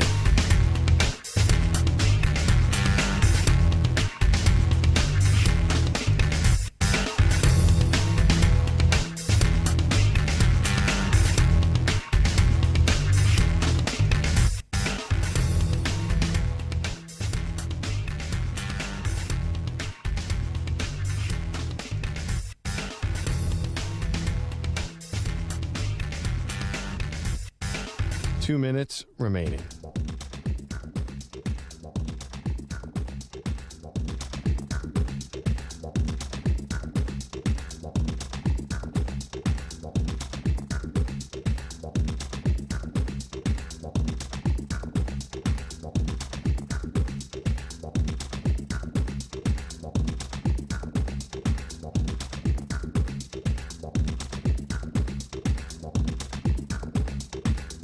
One minute, 30 seconds remaining.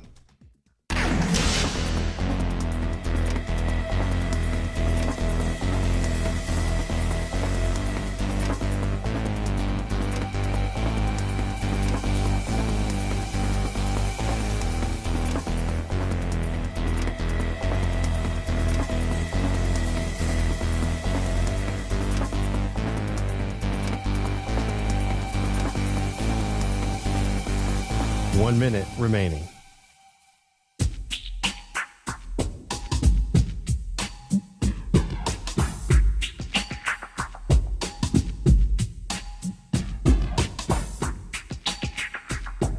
Forty-five seconds remaining.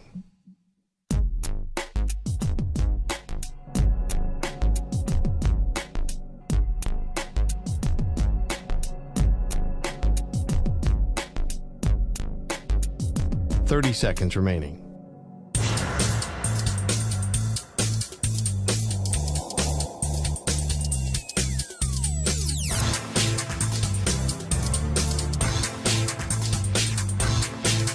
Fifteen seconds.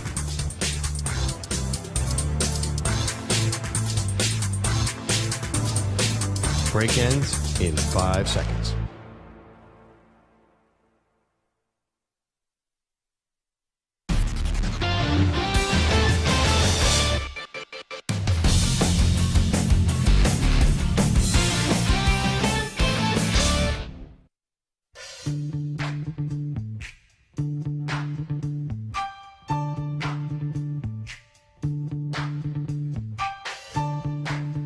He's back. Here's Zach Gelb. Alrighty, this is Zach Gelb Show, coast to coast on CBS Sports Radio. The Michigan Wolverines will play for the national championship on Monday evening up against Washington. I'll be in attendance for the game. And then also, you will have a little Cleveland Browns football playoff run, and we'll see what happens with the Dolphins. So we want to talk about all three of those teams. We go to one man and one man only. And that, of course, is Leroy Horde, the former Michigan and Cleveland Browns running back, and now does a daily talk show middays on 560 WQAM. Leroy, what's going on, my man? What's happening, Zach? What's going on?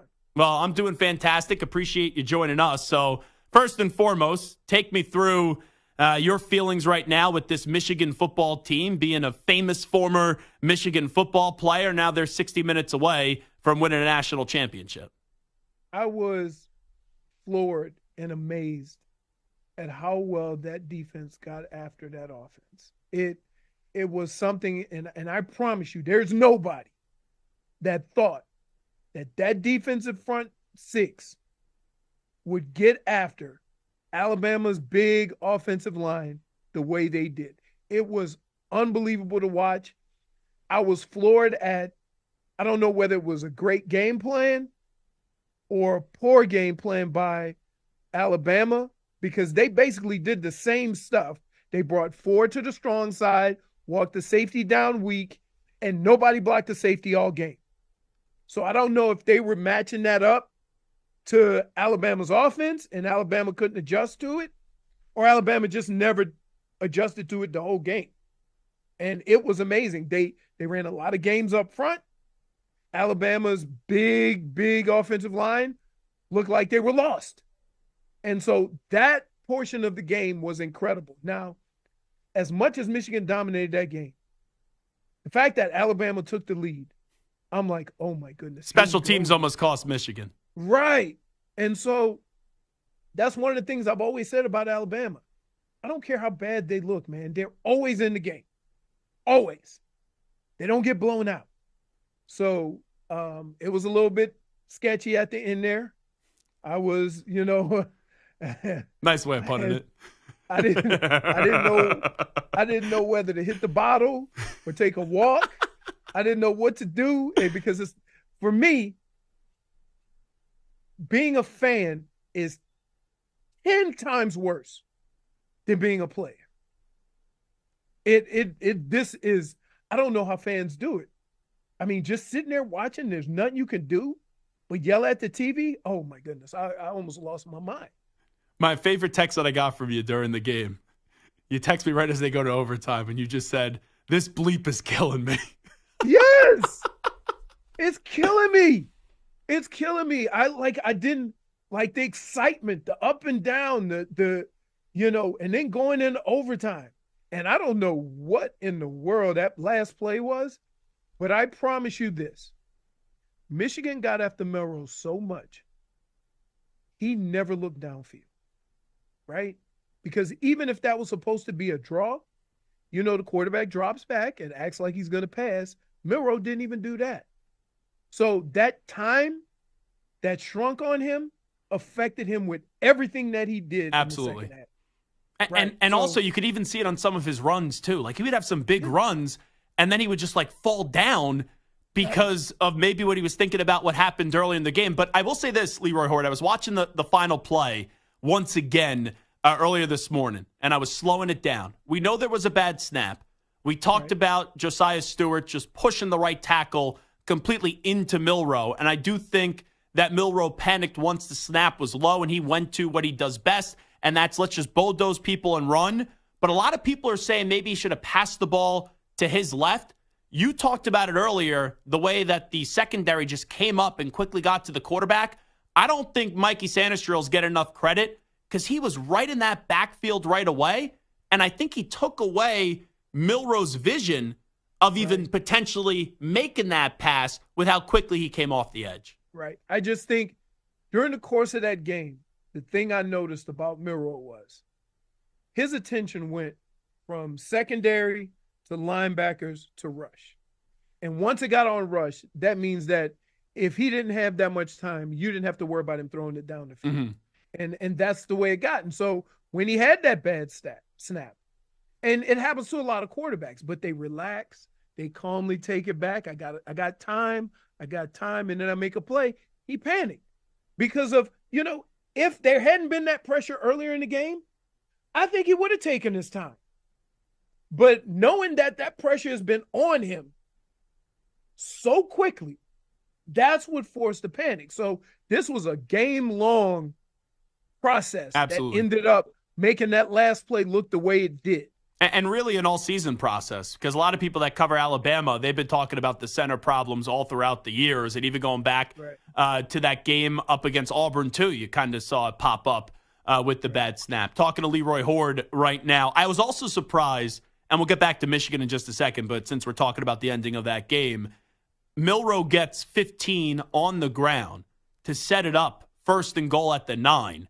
And the next 2 plays, they give the ball to their running back, who was having a solid game, but clearly the best thing for Alabama all throughout that game was their quarterback running. I was shocked that they didn't run the ball with Milroe first and goal at the 9 after getting 15 with them on either first or second down. I would have done maybe an RPO or something along those lines to give him an option. But I think one of the reasons why we saw that offense look the way it did was how they felt about the quarterback, right? Like, if you're comfortable with a guy, you'll do stuff like that. If you're not, you just call a play and go with it. Now, with all the twisting that Michigan was doing, right? Because they're smaller than that big offensive line. Yeah. So you got to get angles, you got to move around a lot. I was worried that they might get gashed. But the offensive line never, ever got any push on that D-line. Never. And so from that standpoint, that's why it looks so cluttered up, is because usually when you see a Alabama offensive line, they're going downhill and they're pushing guys off the ball. You didn't see that with Michigan. And they aren't as big, which was kind of baffling, right? You got a group of guys who are, I want to say Alabama had 2 linemen who were over 340, right? I don't know whether they were tired. But they made more than, I think they said, a bunch of offensive NFL lines, that offensive line for Alabama. They said that on the broadcast, yeah.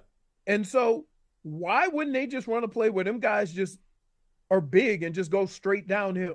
I don't know. You know what it is? Sometimes I think coaches, and I know Saban's a legend, but sometimes coaches get too cute in the big game. It was almost as if in the first half, because when Alabama took over the game, it was in the third quarter. But in the first half, I think they were trying to win by making Milroe do more than what he was asked to do for most of the season, because they threw the ball, it felt like, more in the first half than I thought they were going to. Well, yeah, and here's the deal. It didn't cost them. So even with that game plan, they were never out of the game. And usually with coaches, if you're still in the game, there's no need to panic and change. Now, coming out the second half, they made some adjustments because, somebody had to say, guys, why don't we just lean on them a little bit? But kudos to that Michigan defense is that whenever they tried, there was really no substantial gains doing that either. Talking to Leroy Horde right now. So I think this game, just from my easy, football analysis kind of eye looking at this, just doing the bare basics, it comes down to Blake Corum and Donovan Edwards. Because we know how great Michael Penix Jr. is playing, and I know how great the Michigan defense has been playing. But if you could eat up clock and chew clock and just run the ball with Corum and Edwards and go on long drives and score touchdowns, that's how I think Michigan ends up winning this game on Monday night. Yourself? I wouldn't be too surprised if this looked like the Penn State game, right? And you're going to have a national championship. Your quarterback's going to throw 8 passes, and everybody's going to go, what a phenomenal game plan, right? That being said, I look at the same 2 guys that you do for different reasons. Because if they're getting off, then McCarthy's going to get off, right? And now you got a 2-way go. And they used Corum in the passing game, too, to get that touchdown, too. That was different. You give any offensive unit a 2-way go, it's going to be a long day for you defensively. That being said, I'm still going to look at what Penix does, how he throws the ball. Holy smokes, he can throw it. And they got some talent outside. So are you going to, in those pivotal moments, be able to get pressure to him before he can get the ball down the field? I've seen it, but Milroe is a different animal than Penix, right? So that's kind of he exudes cool during a football game. And so from that standpoint, he's not going to panic like Milroe did. On a scale of 1 to 10, Leroy Horde, 1, no confidence in the world. 10, all the confidence in the world. I think this is going to be a great game, but where's your confidence at that Michigan winds up on the victorious side Monday evening? I'm going to go 7. Because I just think the way they have been running the football and how they've played with that defensive front, and the way they've gotten after it defensively, I just don't know if anybody could beat them right now. Is this it for Harbaugh? I feel as if he's taking an NFL job just as long as it gets offered to him. Man, I said earlier in the year that he was going to be the coach of the Chargers before they fired their last coach. It just seems to fit. I wouldn't be surprised. You know who else it fits? I hate to say it, but Bill Belichick. Absolutely. A quarterback with that defense, right? Now, I don't know if he's going to bring the crew with him because the crew was getting him killed, right? So I hope he doesn't leave for this reason. You've been through everything, man. You're coming out of the other side of it, right? Like, don't do it, Pete Carroll. Right? Pete Carroll, Heisman Trophy winner, loses the Heisman. School gets put on, sanctions, and you're coaching for $7 million in Seattle. Right? I don't want it to be that because Jim Harbaugh leaving Michigan has a different feel than Pete Carroll leaving USC. But I kind of understand if he leaves because the NCAA is so petty. It's like, why do you want to put up with all this nonsense? And I get that too. I get that too. But I just think sometimes, like, opportunities aren't always better. Like, what he's built there. And what my thing is what Jim Harbaugh has been through with the criticism and all the stuff surrounding Michigan. And now you come out of the other side of it, right? That's perseverance, right? How he's handled all these situations and still been able to come out the other side of it. Now that you do, you don't leave. Now, granted, his attitude about it might be different than mine. And I wouldn't be mad at whatever he chooses because God knows the way college football is now, like it's the Wild Wild West. And it's easier to be a pro coach now, no doubt about it. Right. So I think, look, he took San Francisco to a Super Bowl, and now he maybe feels or sees an opportunity where I like what they have. I think I have a chance to go back again. But it's up to him. I wouldn't be mad either way. Look, if you bring Michigan a national championship and you decide to leave, mission accomplished, right? Yeah. Plus, absolutely. They might already have their new coach on staff. Yeah, Sharon Moore should get that job. As long as he don't cry. Yeah. Why, you had an issue with the crying? I like the crying. Why can't he show a little emotion? Come on. I thought it was good. Wait, let me tell you why. I spent my whole life looking forward for the opportunity to play in the NFL. When I get to the NFL, I'm not crying. I worked for this my whole life. I expected to be here. So what are you crying about? Yeah, well, that's why it took you till your later years in life to be a lovable teddy bear. Back then, you were probably a rough, just mean person. Now you're a lovable, nice guy. I come into town in Miami. You get out of your palatial estate. You come to the studio, and you're a nice, genuine, happy guy now. It's because you probably learned how to cry through life. I've always been a happy guy. I've always been happy. There's one thing.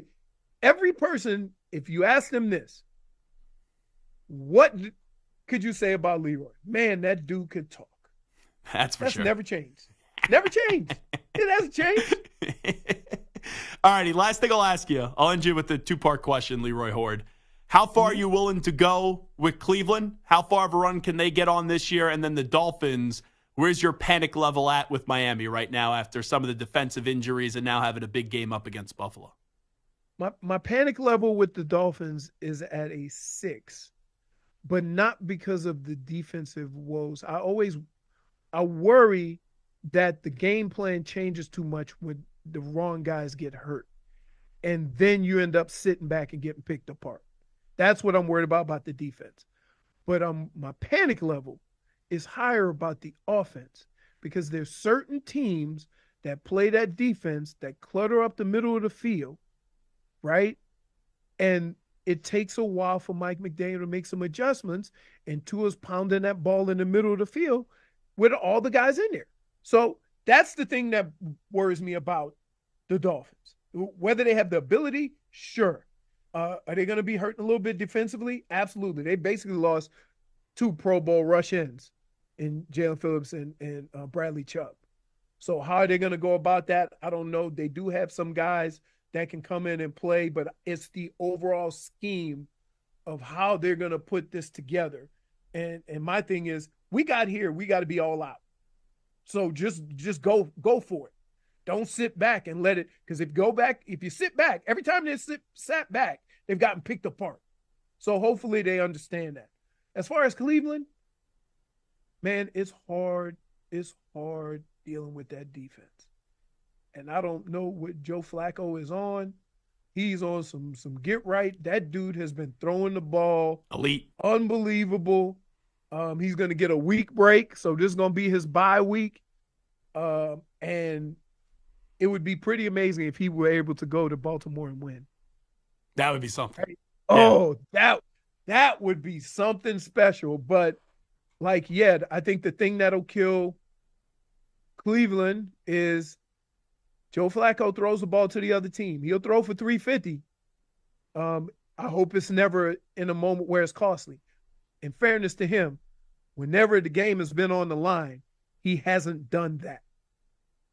So I think if my confidence level right now would be higher with the Browns, because they seem pretty well put as far as their defense, and they're playing at a high level, and you can win games like that versus Miami with their woes on defense and not really knowing what adjustments they're going to have to the same type of defense that gives them problems.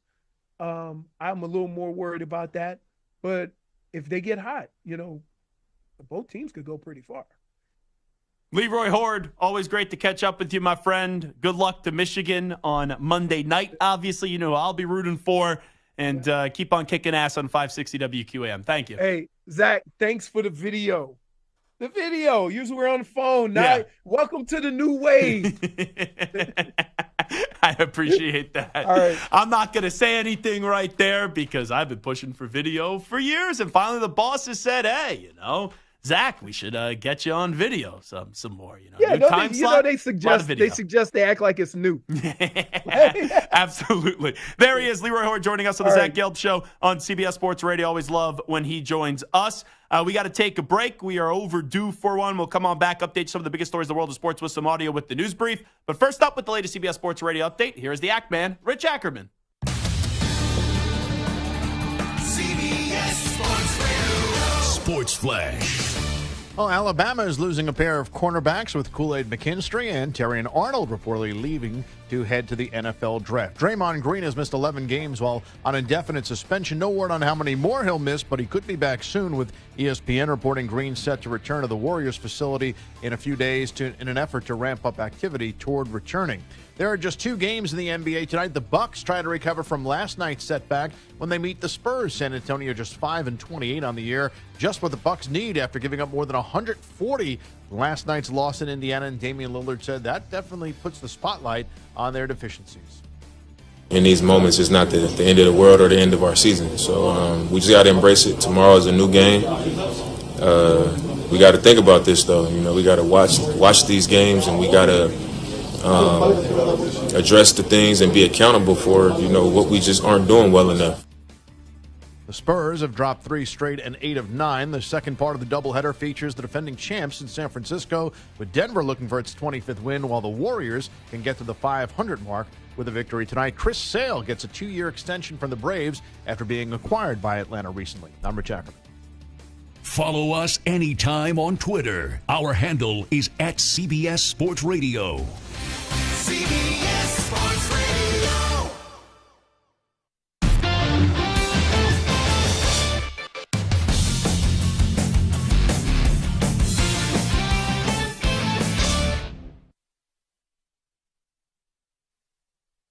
You're in a 5-minute break.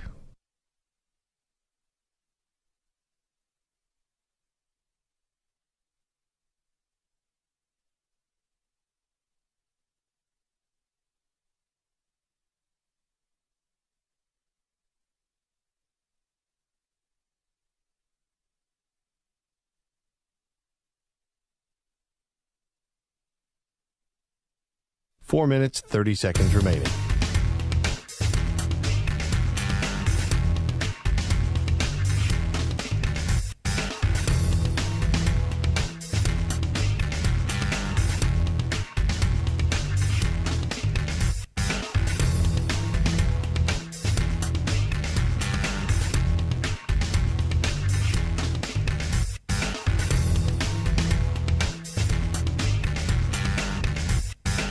4 minutes remaining.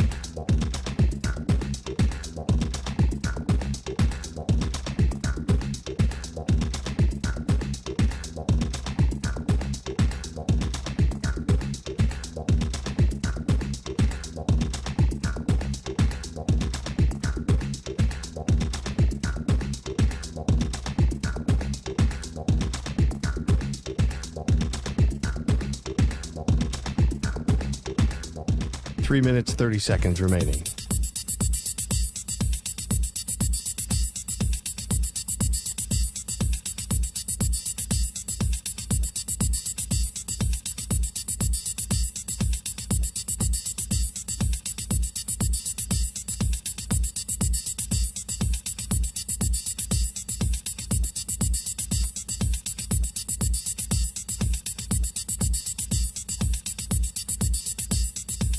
Three minutes remaining.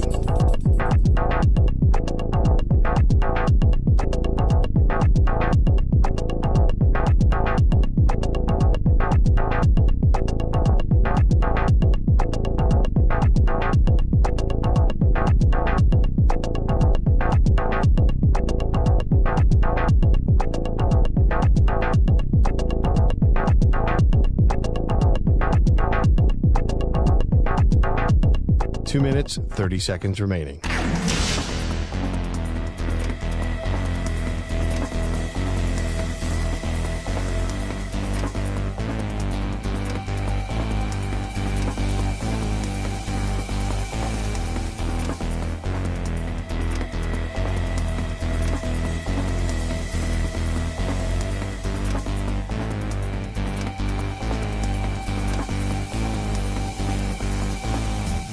Two minutes remaining.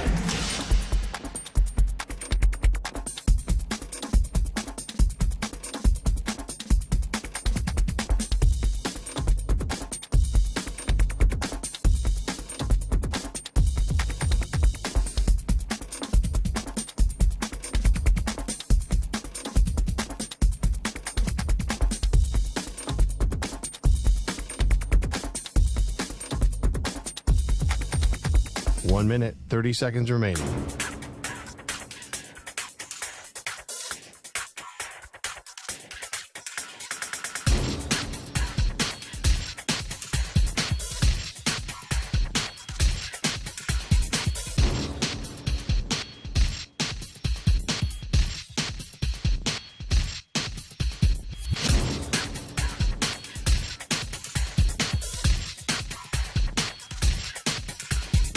One minute remaining.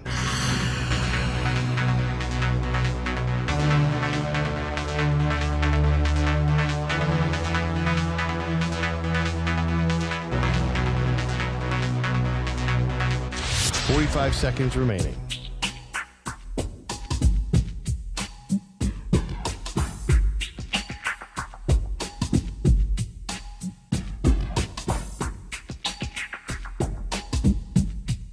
Thirty seconds remaining.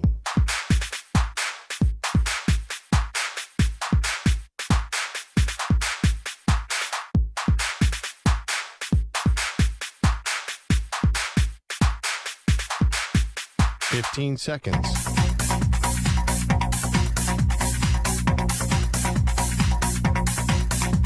Break ends in 5 seconds.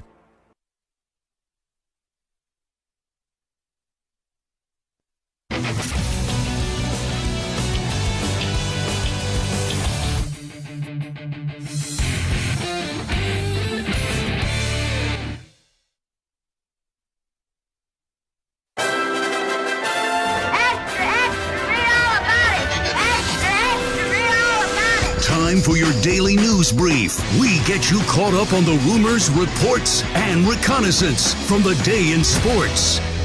Alrighty, news brief time on CBS Sports Radio. Let's continue the Michigan conversation. This quote went viral yesterday. It was J.J. McCarthy on a teleconference for the college football national championship game.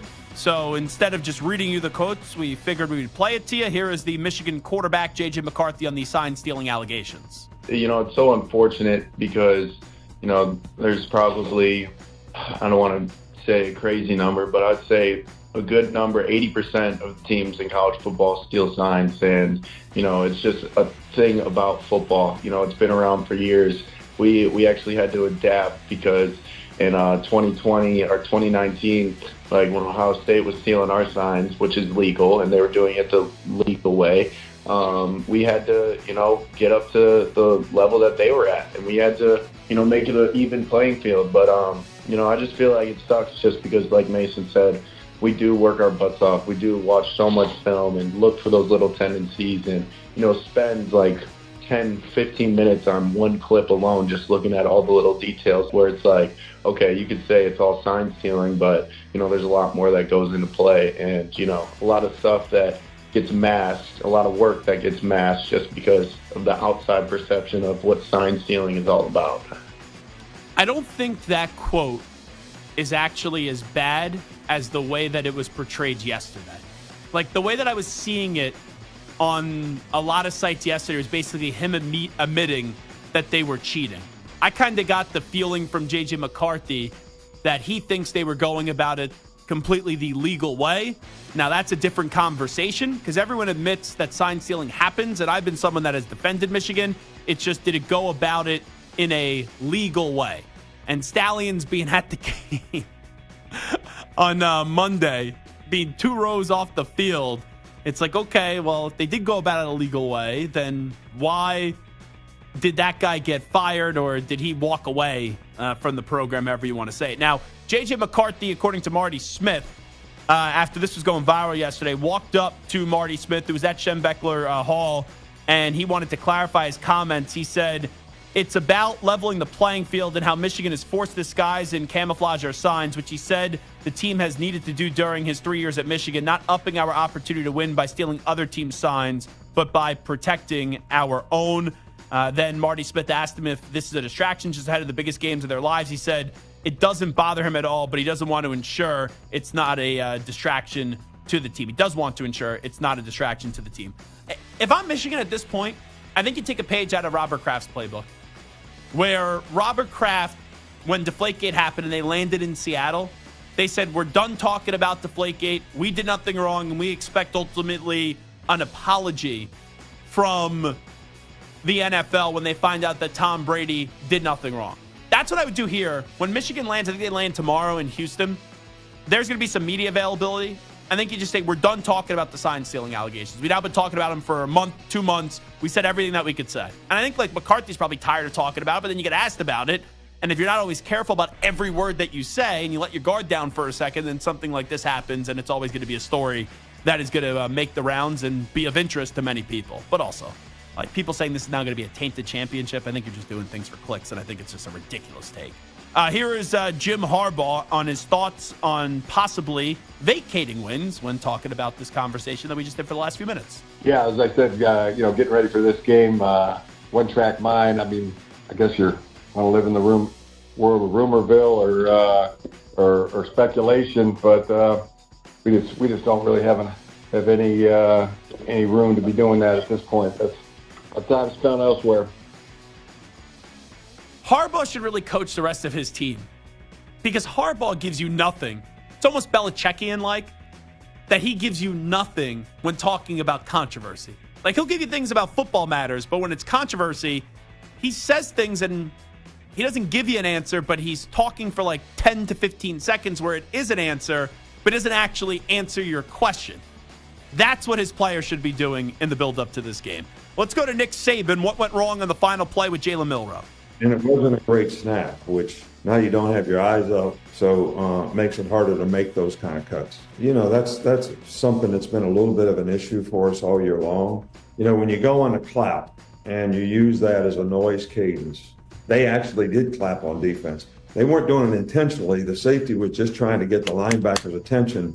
It's a common thing, but it is a penalty. Michigan was not clapping, but our center was thinking that somebody was making a noise that sounded like a clap, and he was snapping the ball early sometimes and when we weren't ready for it sometimes. So that's a huge issue for our quarterback.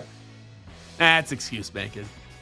So he said the defense was clapping, but they weren't clapping to try to get the center to snap the ball. They were just clapping to get the attention of their defense. What he was saying is throughout the game, Michigan may have been clapping, and it was leading to early snaps and things like that. On that specific play at the end, Michigan wasn't clapping. Yeah. But I guess the center was a little bit frazzled throughout the game. And now, even if the center heard a clap and he snaps the ball early, the snap should at least be at the proper level. The snap was still low, extremely low. Yes. I look back at that play.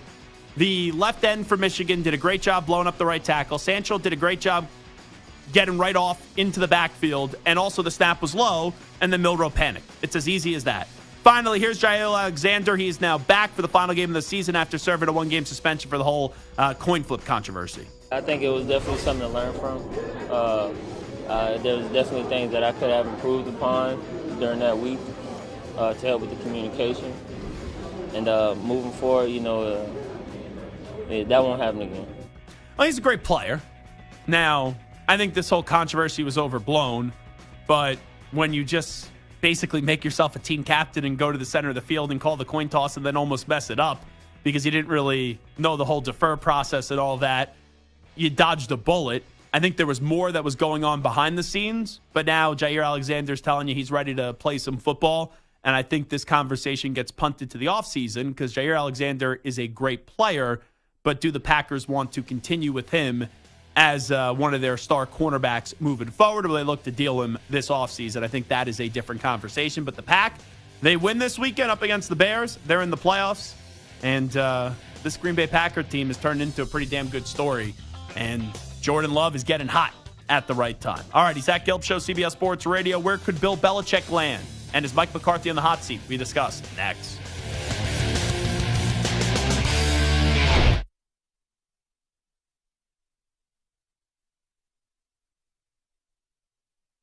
You're in a 5-minute break.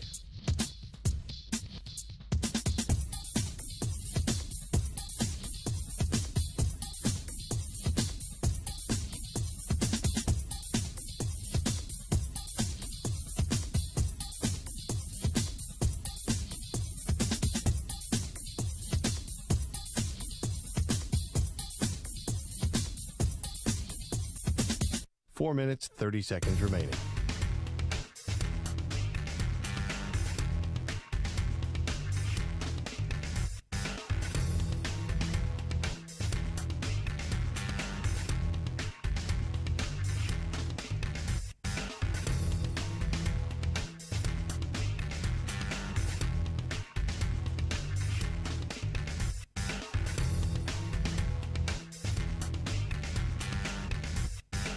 Four minutes remaining.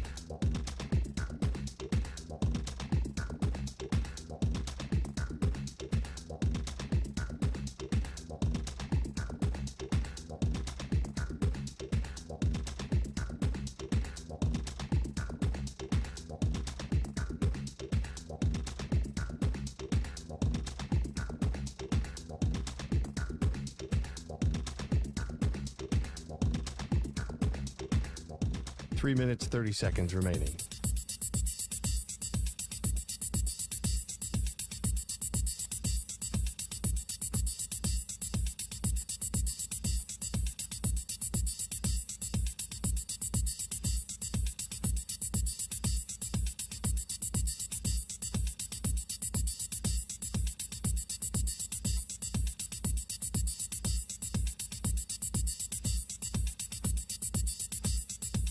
Three minutes remaining.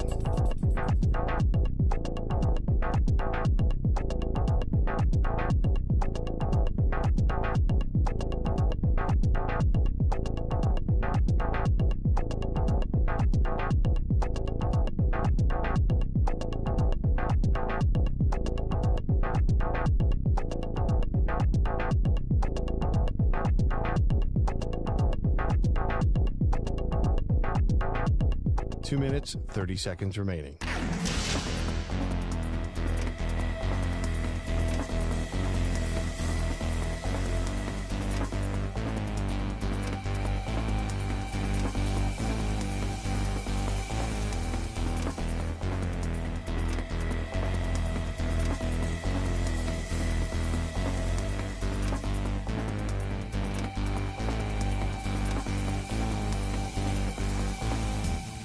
2 minutes remaining.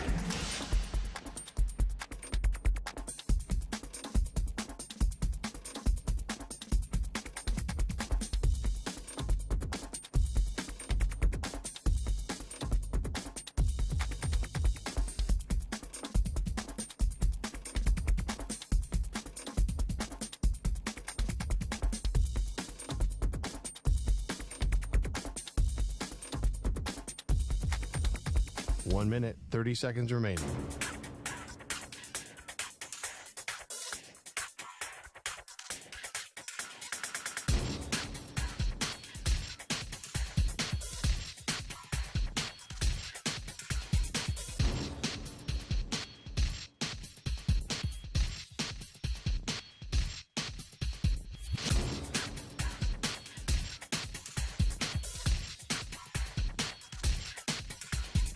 One minute remaining.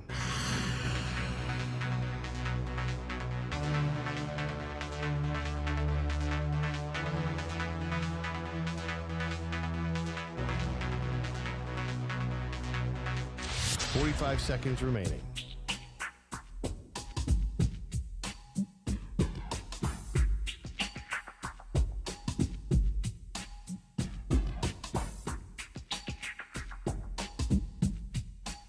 Seconds remaining.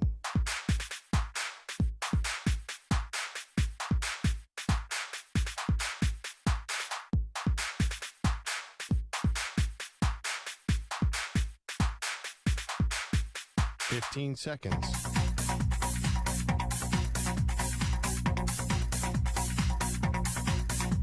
Break ends in 5 seconds.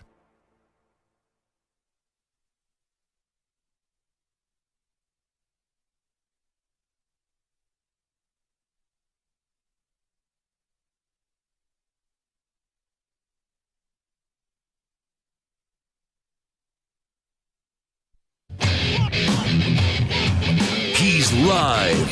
He's nationwide on CBS Sports Radio. This is the Zach Gelb Show.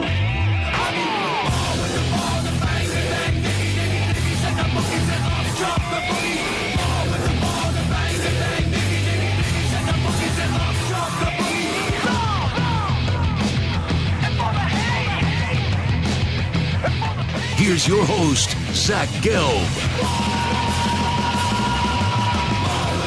All righty, rocking and rolling. Hour number 3 of our radio program. It is the Zach Gelb Show on CBS Sports Radio. We have some breaking NFL news. And when I say breaking NFL news, there's 3 different scales of it. One is like, not a big deal. The other is, okay, kind of relative notice and kind of something that you care about. The other is like, oh my goodness gracious. It is big time breaking news. I would say this is kind of like in the middle, where it's a player that everyone knows. It's a player who has seen his better days. Do I think he could still be productive in some capacity? Yes. But it's not as if he's going to be the player that he was 2-3 years ago. According to Adam Schefter, or as people that know Schefter call him Shefty, 4-time Pro Bowl running back Dalvin Cook will sign for the playoffs with the Baltimore Ravens. So the Baltimore Ravens are landing Dalvin Cook. Yesterday, I put out a tweet. First 2 teams I thought of for Dalvin Cook were the Cowboys and the Ravens. Would be funny if he ended up in Miami, though, after all of this. Because if you remember, this past offseason, he was practically begging to go to the Miami Dolphins. The Dolphins said, we're not going to pay as much as you wanted. And then he went on the Hard Knocks tour, and he ended up signing with the Jets. But now he's landing with the Baltimore Ravens. I thought Dallas could be a fit because they're looking for that second back without Ezekiel Elliott, who I'll give credit. We haven't talked about this a lot this year because the Patriots have been so relevant. Ezekiel Elliott is a lot better and is in a lot better shape and could still be productive. Like, he's not a great running back anymore. But when he left Dallas, like, we thought Zeke was shot. We thought Zeke was cooked. We thought that the Cowboys were never really going to regret moving on from Ezekiel Elliott. They could have used Zeke this year. Now, the Cowboys are in a good spot. The Cowboys have everything in front of them. Sure, San Francisco, they're the team that's expected to go to the Super Bowl out of the NFC. But if it's not San Francisco, we had that conversation yesterday. The Cowboys are in that conversation of the next team that could maybe go to a Super Bowl out of the NFC if it's not the San Francisco 49ers. So I thought maybe they bring in Cook to kind of go to Dallas and have a compliment to Tony Pollard, but it ends up being the Baltimore Ravens. And the Ravens have brought in a lot of older players throughout the last few years. Like I remember, I think it was last year I was watching a game, or maybe 2 years ago, where Le'Veon Bell, he was either wearing number 17 or 19, and he must have dropped a lot of weight because he scored a touchdown. And everyone like, who the heck is that? And it was Le'Veon Bell, and he was either wearing 17 or 19 for the Baltimore Ravens. And the Ravens can use him because they're without J.K. Dobbins for the rest of the year. Keaton Mitchell was getting hot for them, the youngster, and now he's done for the season. Gus Edwards has been a touchdown machine. Justice Hill is solid. And then here's the name that probably nobody thinks he's actually on this team, but he is. Talking about older running backs, Melvin Gordon is actually on the Ravens roster right now. And you talk about running backs just quickly fading. Melvin Gordon was one of them. Remember he had that whole contract dispute with the Chargers, and then he showed up late. Melvin Gordon has done nothing since leading the Chargers. He cried on the radio when I was interviewing him right before the world shut down. This was January of 2020. It was on Radio Row in Miami, and I had Melvin Gordon on, and I was like, do you regret how all of last year played out? And usually silence is not good on the radio, especially when you're relying to hear what people are saying. He was like quiet for 5 seconds, and I was like, oh, that's a little awkward. Maybe he's not going to answer the question. Maybe he just doesn't like the question. But then I was looking at him, and he was crying. He was emotional over the answer because sometimes when you're in a contract dispute, the business side may be different than what your heart and what your head is telling you as well. So the Ravens needed another running back. I think this is low risk, high reward. I'm not going to sit here and pretend like Dalvin Cook is still this great running back because in New York now, Breece Hall, he did get back sooner than anyone could have expected coming off the injury from a year ago. But Breece Hall instantly returned back to, I don't want to say old form because it makes it be like Breece Hall's been in the league for a long time. That's not been the case.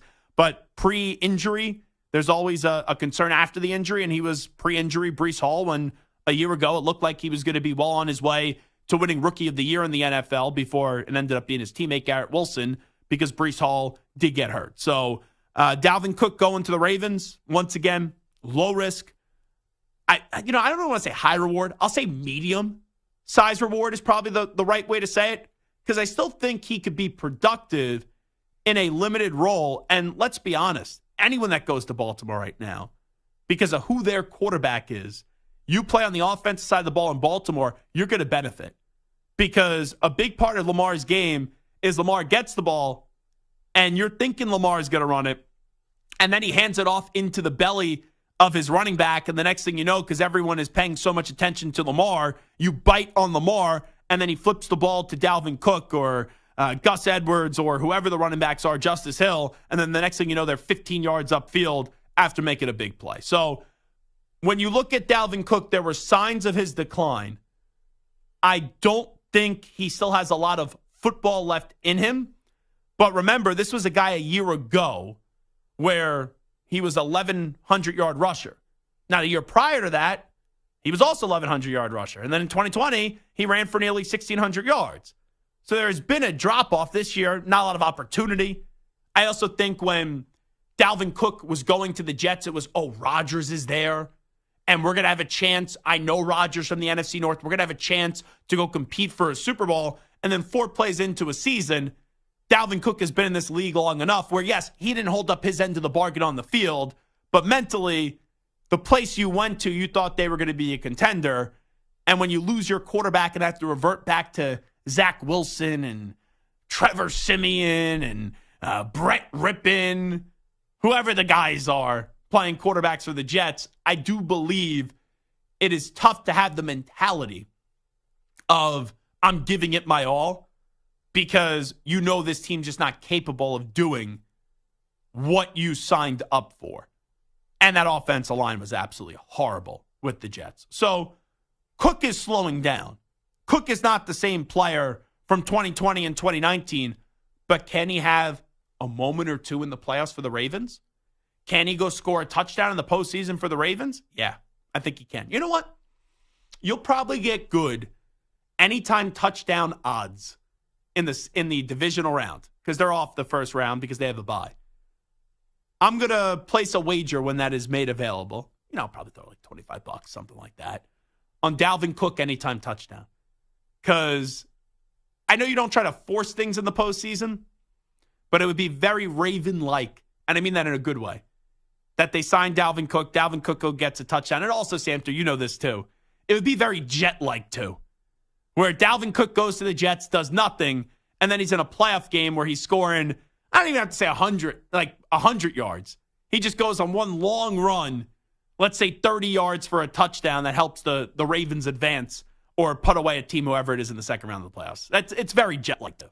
I mean, it is, but luckily I'm a Chiefs fan now, so I don't have to worry about it. I mean, the Jets... A Fugazi Chiefs fan. Yeah, I mean, the Jets did this to me for so long. It's almost kind of... You're used to the a torture, broken though. record. It's a world's smallest violin. Mm-hmm. I feel no sympathy toward Jet fans.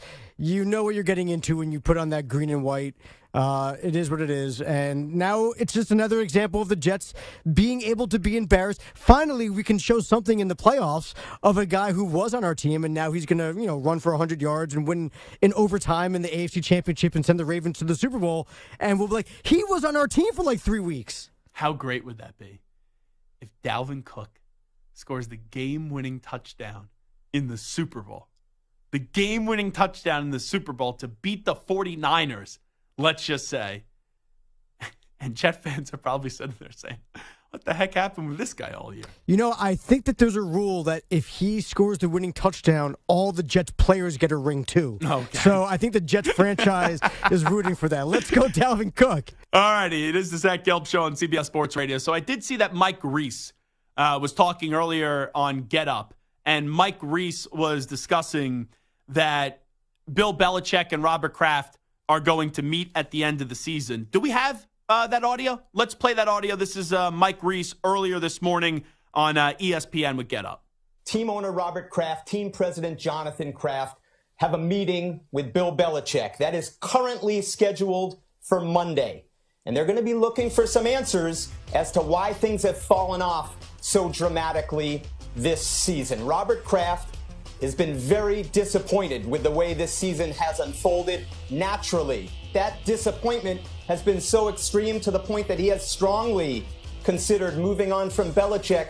But these people also tell me, Greeny, that no decision has been made at this point, and that's why this final meeting will be so important. I think they are leaning to one side of this. I think they're leaning more towards not bringing Bill Belichick back. But when you are with someone for 24 years and you have 6 Lombardi trophies, in a large part because of who your coach was and also who your quarterback was, if Bill tells you something that you weren't expecting him to say, maybe that opens up the door for this to continue because of all the good times that you had. And I've been saying this not just for a week, not just 2 weeks, for about 3 months, that there will be a meeting at the end of the year. And now we know that meeting is going to be Monday. And depending on what is said in that meeting, it will ultimately determine if Bill Belichick is back or not next year. Because Robert Kraft, I would imagine, is going to play this off as, we want to keep you. What are you going to do to fix this? And it's how Bill approaches that conversation. If Bill basically approaches it by saying, Robert, you hired me to be the head coach of this football team. My track record speaks for itself. In the last 24 years, I'm going to do what I want to do. I'm not going to hire a GM. I'm going to do what I do because that's what I do, and that's what I do, and that's what I always do. Then Bill Belichick is either going to get traded or they're going to mutually part ways, fire him, whatever. It's going to ultimately determine how receptive Bill Belichick is to change. And Bill Belichick, just following him, being a fan of his for so many years, he was a great adapter in terms of game plan, But in terms of being told what to do, it's not very Belichick-like to hire a GM or to really listen to what the owner is going to say. And the other thing that I'll bring up here, Samter, is that I forget which publication it was in, but there was a report out earlier today, and I don't know if this is true or not, that Belichick wanted to keep Patricia after this past season as the offensive coordinator pretty much. And then it was Robert Kraft who was like, no, we're not doing that. Go hire Bill O'Brien. If that's the case, if that story is true, it's over for Belichick. Because I remember last year at the Super Bowl, Michael Holley came up to me. And Michael Holley's a longtime Boston sports reporter and TV radio guy. And he goes, I remember the year prior when it was speculating. People were speculating that Patricia was going to be the offensive coordinator. You were screaming on Radio Row that it will never work. That Patricia is not an offensive-minded coach, and this is going to ruin the quarterback. And he was like, you were right.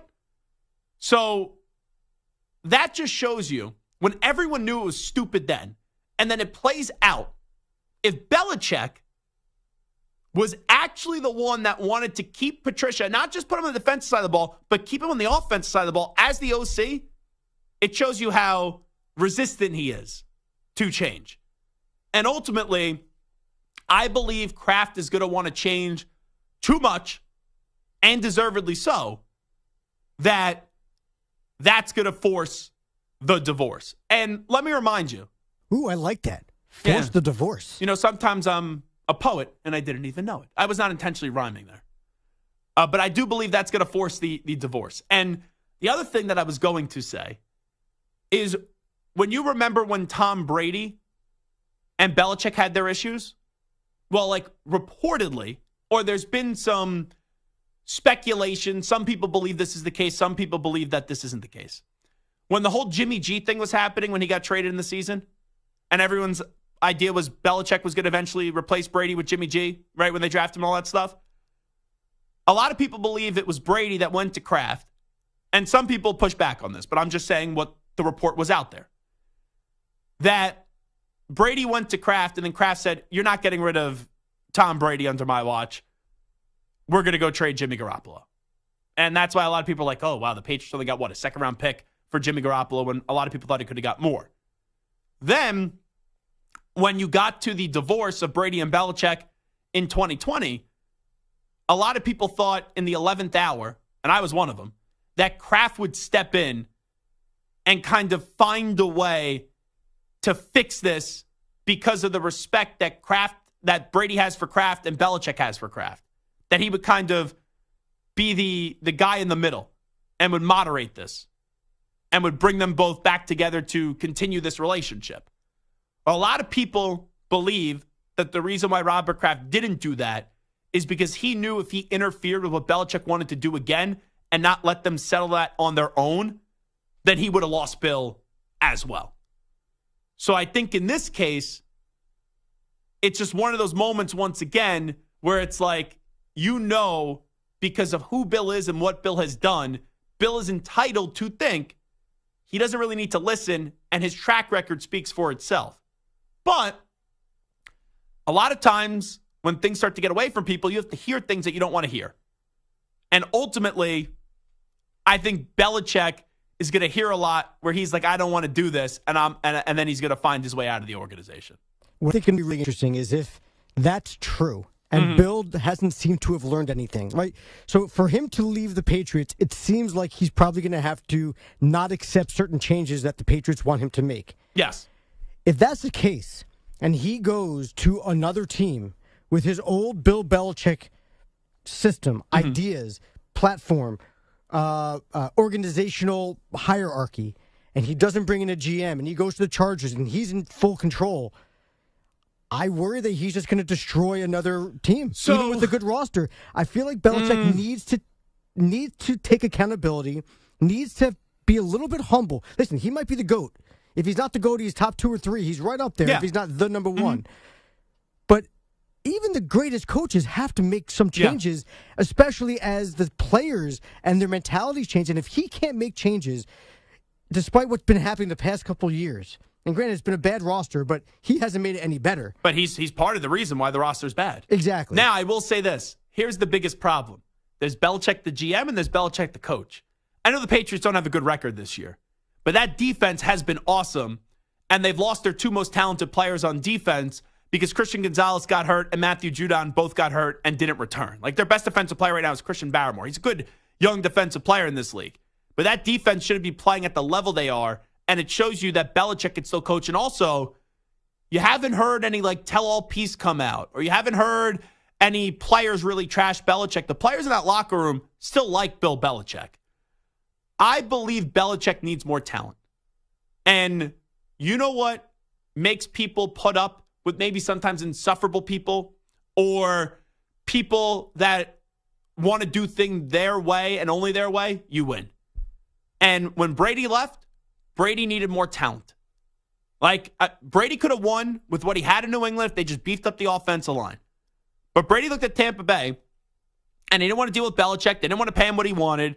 And he looked at Tampa Bay, and he said, they got a good young offensive line. They got Mike Evans. They got Chris Godwin. And they got a good defense.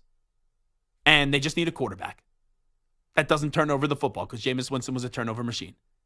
Brady realized the talent Tampa Bay had. You give Belichick the talent that the Chargers have, I guarantee you, they will easily be in the playoffs next year. Because Bill Belichick, he could still coach his ass off. It's the talent part of this. Even if that means making Bill the GM or hiring, let's say, like a Thomas Dimitroff, a friend to Belichick, to be the person that is the GM, but everything's still being run by the hoodie. All right, this is Zach Gelb Show on CBS Sports Radio. Let's take a break. We'll come on back. We'll talk about some potential Belichick destinations and also a prominent ESPN reporter has something to say about the job status of one Mike McCarthy. We'll tell you what that reporter has to say when we return in 5 minutes. You're in a 5-minute break.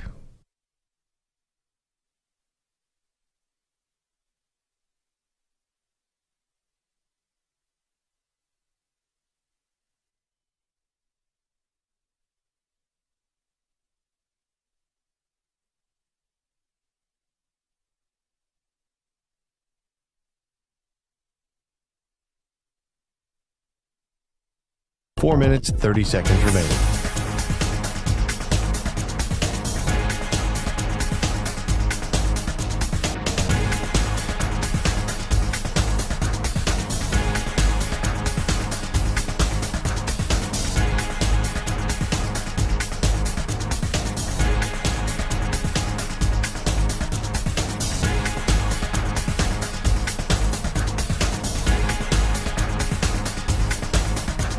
Four minutes remaining.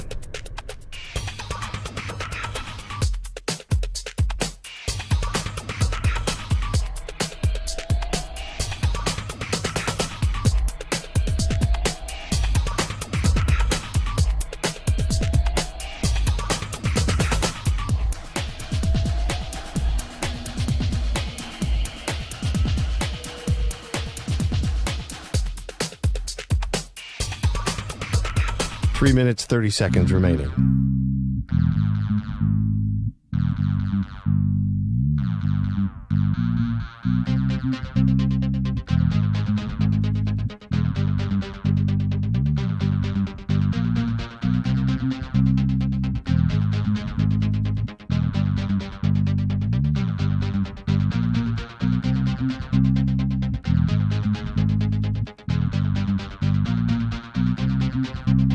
Three minutes remaining.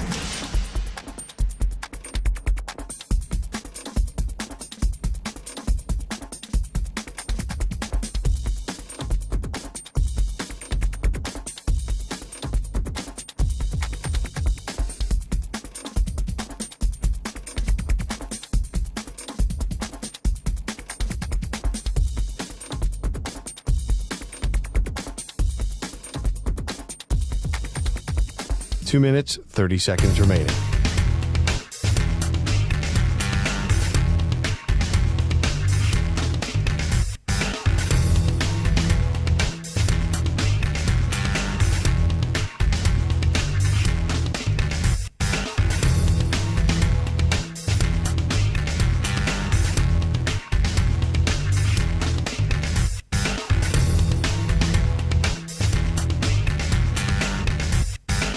2 minutes remaining.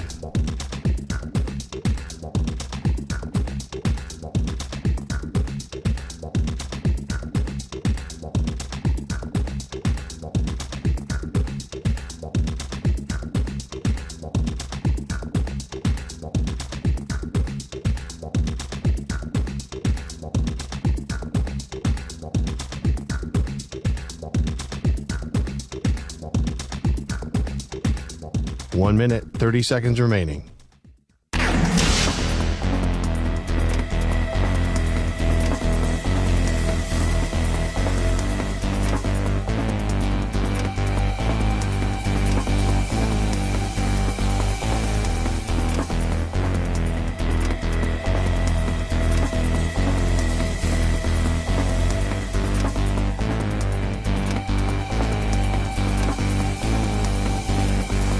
One minute remaining.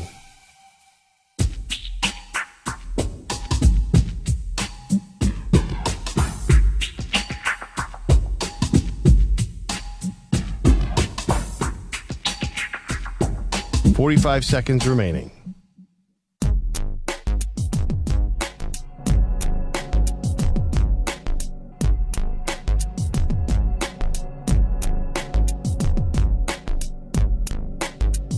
.30 seconds remaining.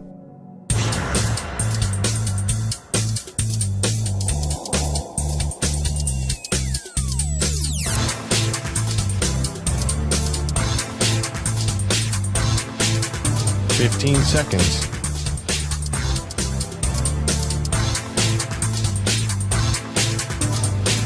Break ends in 5 seconds.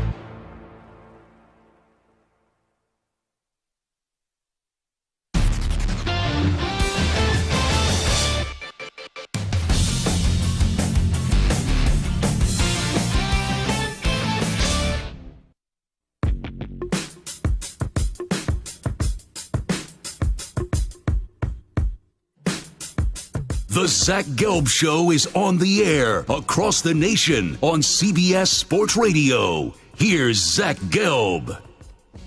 All right, you can stream the NFL on Westwood One for free, sponsored by AutoZone. All season long, you can listen to every Westwood One broadcast of the NFL live on the NFL app by asking Alexa to open Westwood One Sports or on the Odyssey app. Get in the zone, AutoZone. AutoZone's free battery testing and charging is available for free at your local AutoZone. Get in the zone, AutoZone. Restrictions apply. All righty, I'll give you a few Bill Belichick destinations, assuming he does become available at the end of the season, which we still don't know how that's going to play out. I've been saying this since October.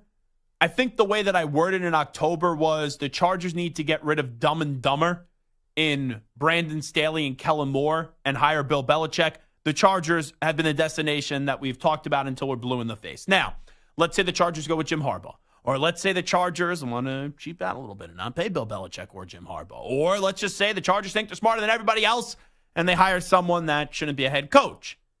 And Belichick doesn't go there. Where else? Give you 3 destinations. Florio said it with us. Commanders. That could be one. Now, I don't know if the Commanders are a great fit because Belichick is 71-72 and they need to go through a full rebuild. And you could argue that maybe the Commanders are going to trade up. They're right now at 2. We'll see how it shakes out after this weekend. That maybe they're going to trade up to 1 and get Caleb Williams, who's from D.C. So that could maybe expedite that rebuild process because, look, the Texans, they were bad for a while. They get C.J. Stroud, and now they have a chance play in a playoff game, with a win-in-your-in game this upcoming weekend up against the Indianapolis Colts. So maybe the Commanders. The Atlanta Falcons. Now, that would be weird from a visual standpoint because Falcons fans would have to root for Belichick, who was a part of their worst moment in franchise history when they were up 28-3 in a Super Bowl and they were about to win, and then the Falcons had the worst choke job you've ever seen. And Belichick was the coach of the New England Patriots. But they have talent in Atlanta. They have a good young defense that is vastly improved from where they were a year ago under a first-year defensive coordinator. And on offense, you have Bijan Robinson, you have Tyler Algier, you have Drake London. I would have to think Belichick would know how to use Kyle Pitts better than Arthur Smith. You just need a quarterback. Now, it's a big one. But Bill needs a quarterback in New England, and quite frankly, we saw Bill and Mac Jones first year take that team to the playoffs, and the Falcons have more talent than what the Patriots have had the last 2-3 years. And then here's the final one. And I think you need to put 2 and 2 together. Let me preface this. I don't believe Mike McCarthy gets enough respect.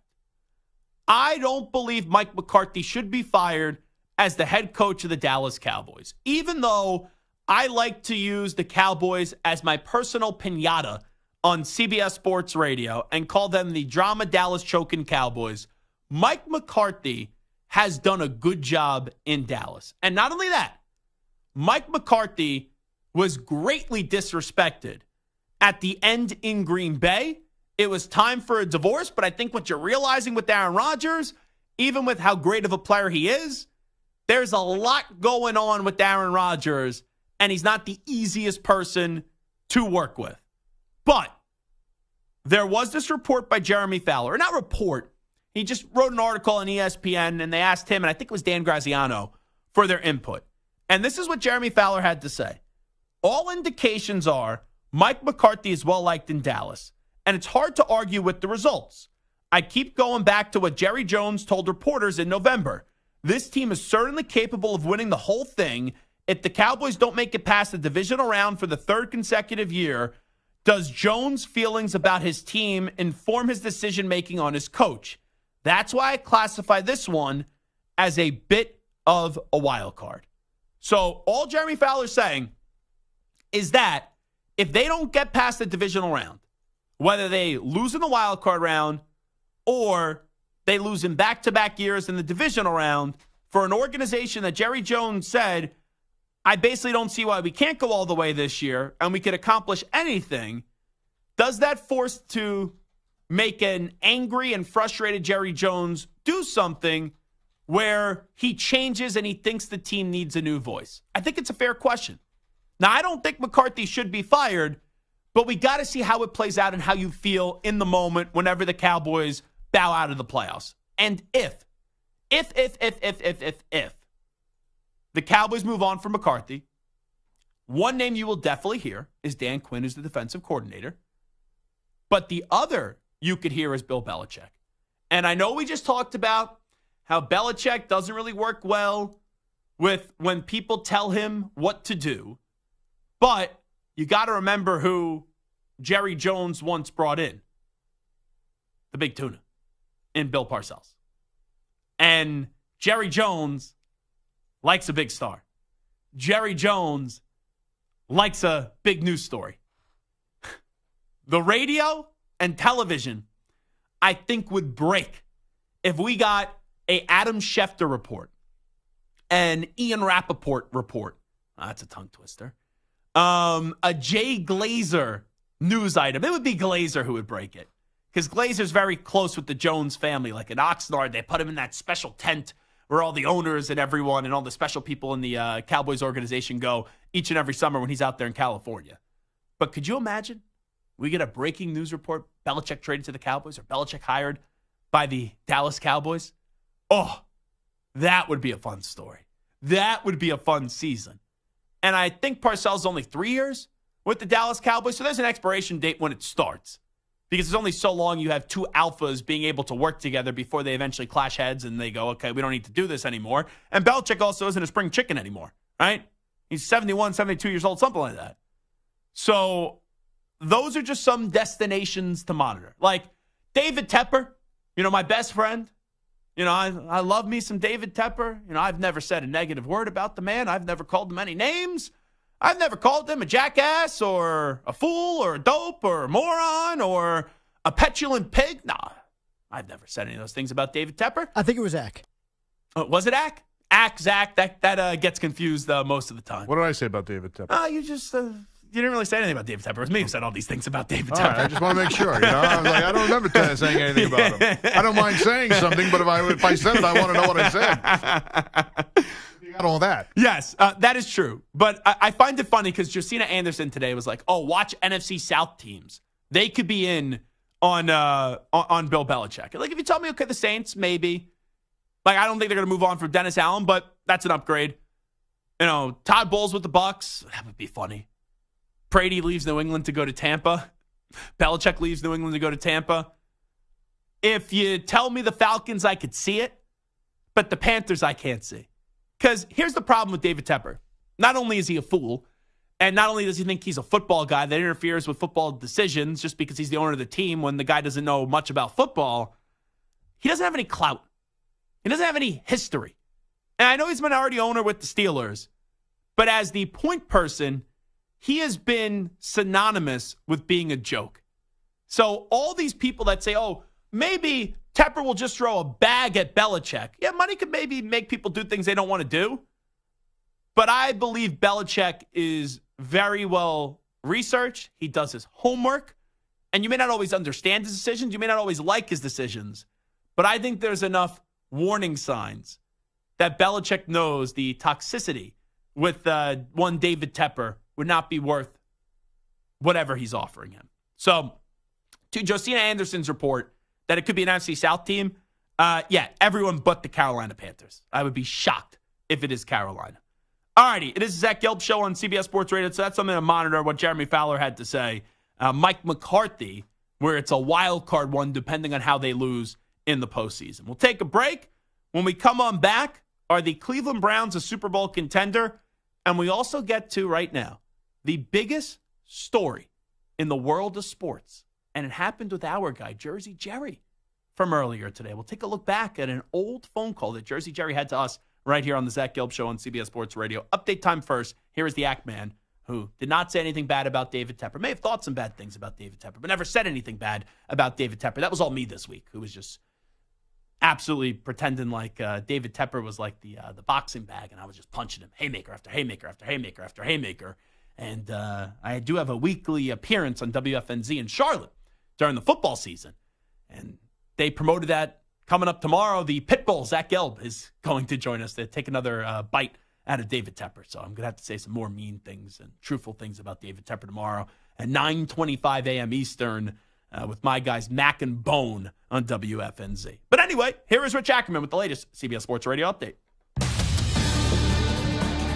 CBS Sports Radio. Sports Flag. Well, Dalvin Cook wanted to go to a winner, and he's headed to the best team in the AFC after becoming a free agent again. He's reportedly signing with the Ravens and will have some time to get up to speed with his new team, with Baltimore earning a bye as the top seed in the conference. Alabama corners Kool-Aid McKinstry and Terrion Arnold are both entering the NFL draft, according to reports. Draymond Green appears to be close to returning from his suspension. ESPN reports he's set to report to the Warriors facility in the next few days to ramp up activity toward resuming his season. It's a quiet night in the NBA with only 2 games on the schedule. The second part of tonight's doubleheader features the last 2 NBA champs, with Denver taking on the Warriors in San Francisco. And while the defending champs have had a strong start and are looking for their 25th win, Steve Kerr's team has had a bumpy ride thus far, coming off a win to halt the 3-game slide. The head coach hoping his team can stay level-headed through this up-and-down start. When you lose a few and, everyone's anxious, you press a little bit. I just want them to play with urgency, but no anxiety. We got to settle in and just be able to rely on execution, all the little details we talk about. And the first game of the night features the Bucks and Spurs in San Antonio. Number checker.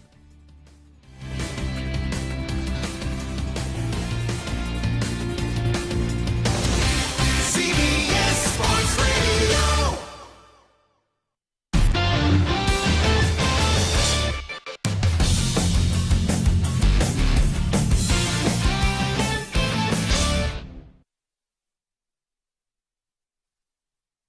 You're in a 5-minute break.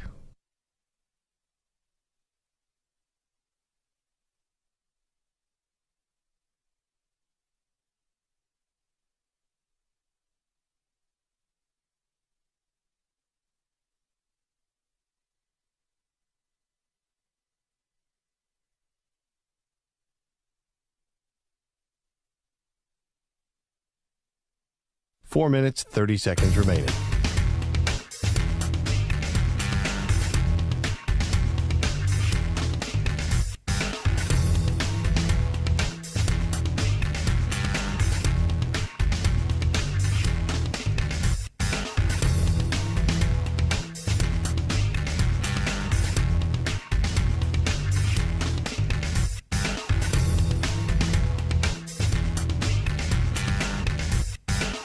4 minutes remaining.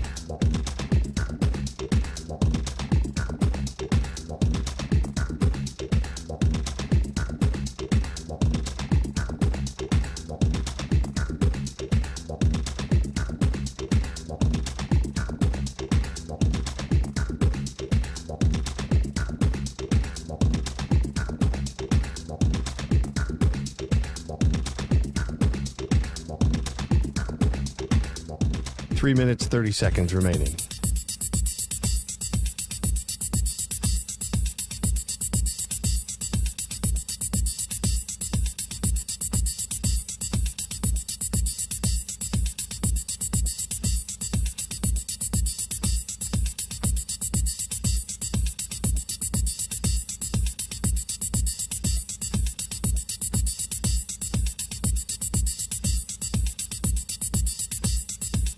Three minutes remaining.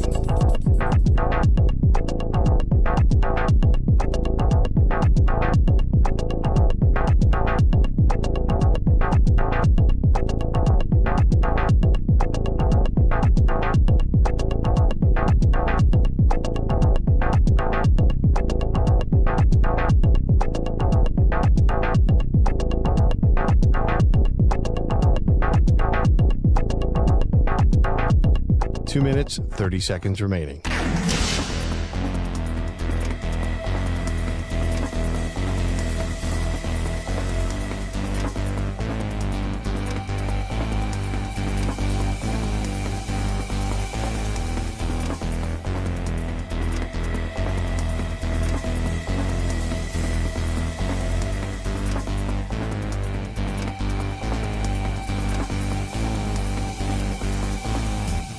Two minutes remaining.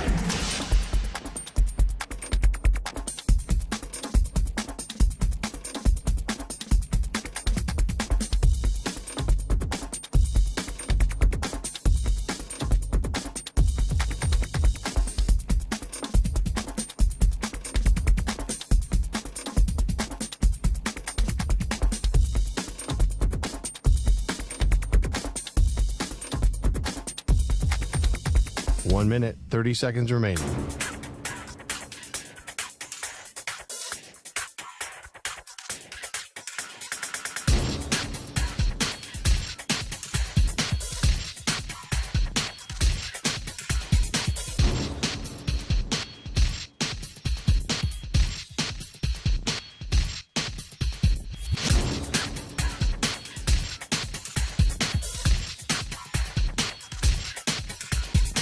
One minute remaining.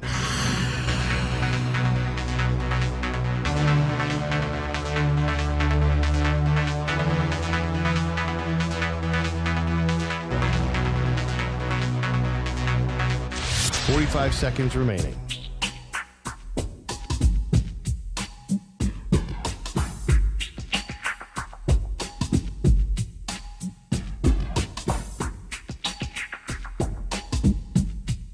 Thirty seconds remaining.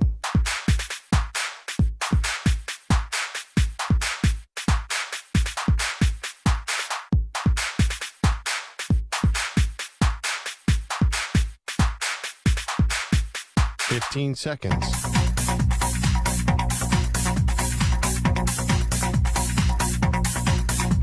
Break ends in 5 seconds.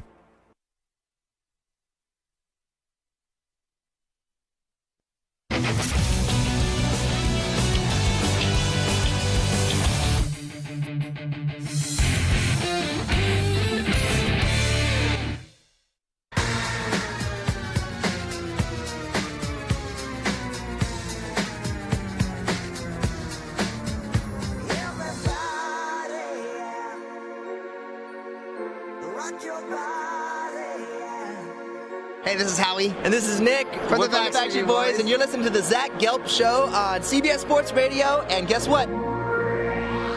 Zach is back. All right. He's live. He's nationwide on CBS Sports Radio. This is the Zach Gelb Show.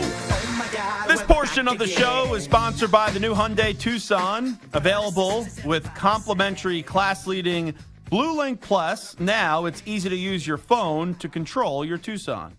It is the Zach Gelb Show on CBS Sports Radio. I got to get to this Barstool Sports story. This is wild. So Jersey Jerry, who actually used to call me when I was doing weekend overnights before anyone knew who Jersey Jerry was or what he was going to become, is now like a mega star at Barstool. I thoroughly enjoy Jersey Jerry content. But I don't know how this started. They have a golf simulator at Barstool, and he was going to go until he gets a hole-in-one. Now, my first thought was, can you actually get a hole-in-one on a golf simulator? Now, I've been to golf simulators, and the best I've ever seen someone do was get an eagle from like 200 yards out, something like that, on a golf simulator. So Jersey Jerry, this was like for a day and 13 hours, and on shot 2,627, Jersey Jerry got the hole-in-one. Now, I love Jersey Jerry. This is absolutely wild, though. And I'm sure there's going to be a lot of people out there that are going to say, oh, how did it take you 2,627 shots? I don't think that's that crazy of a number. Now, I would say this, and I just wonder this, Samter, and tell me if this makes any sense or not. If he was on an actual like par 3, 145 yard par 3, and we could actually see the ball and all that, and it wasn't a simulator, I actually think he would have got it earlier. But I don't know, maybe it's me not trusting the technology necessarily. I don't know how accurate the golf simulator is, because I've been to some golf simulators, and I have played really well on the golf simulators. And I have played to a level where I know you put me on the actual golf course, I'm not playing as well as I did on the golf simulator. Like, I'm not saying it's not totally accurate, but I don't think it's necessarily the perfect reality that we think. And even though I'm saying that if you went out there, it would be easier, but personally, I would trust myself more to get a hole-in-one on like a par 3, 140-yard hole when I'm physically there in person compared to it being on the golf simulator. So I don't know much about your golf game. What's the closest you've ever come? To a hole-in-one? Yes. Very close. Okay. Like within feet, inches. Yeah, less than, honestly, a few inches. Okay. Yeah, and I did make the putt to get birdie on the par 3, because nothing is more demoralizing when you go, oh, this one has a chance. It's right there. And then it rolls a little bit past the hole, and then you miss the easy putt. There's nothing worse than that. Yeah, I would think that if you're outside, I mean, listen, you have to take into factor fatigue, not just muscle fatigue, but just how tired you must be of 30-something hours of taking shots. I would think that being outside would probably be a little bit better of a chance. But I've gotten a few hole-in-ones on Golden Tee, on Golden Tee, and I was about to say a few hole-in-ones on the real golf course. What are we talking about here? Ironically, I actually grew up with the golf course behind my parents' home. Now, I wasn't a member of the course, bougie Samter here, Rich Samter. That's what I'm hearing. Well, see, the house wasn't connected. It was illegal for us to go over there, and we would go over there all the time. Yeah, and especially at night, we were just like, shoot, and we had a par 3 right there, and I was like 10, 11, 12, whatever. And never did I get a hole-in-one in my thousands of attempts. But I feel like if you were just there doing it and you just had a good stroke, and especially if you just kind of got into a good rhythm, eventually it would happen. So it's weird because a lot of people are like, oh, how athletic do you need to be a golfer and all that stuff. When you're on the actual golf course, and now this would be different because you just be hacking away.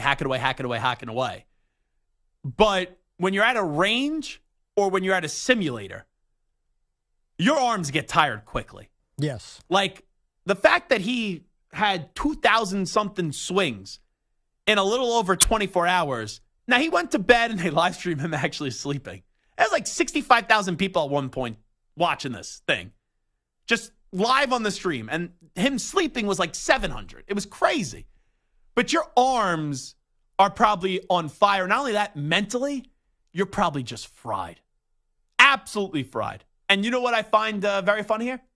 Tom Brady tweeted him. The 28-3, like, look of Brady in despair on the sideline. He's like, Jerry, you could do it. And in less than 30 minutes, he gets the hole-in-one. I mean, we did see the Tom Brady video where they had the drone but that was fake. following. No, it wasn't. Nothing that Tom Brady posts on social media is fake. Oh, I love TB12. I think when he is threw even that football fake a at the little bit. moon He's got some work done, if you know what I'm saying. When he threw that football at the moon and blew the moon up, I mean, like, Tom Brady's got a cannon. Yeah. So here is Jersey Jerry. We're going to go back. So there is a podcast, very good podcast called Brilliantly Dumb. And this is when I was on the weekend overnights. Now, this story resurfaced in 2020, but the actual phone call was like either 2018 or 2019, something like that. And I was doing the weekend overnights, and I got a phone call from a guy named Jersey Jerry.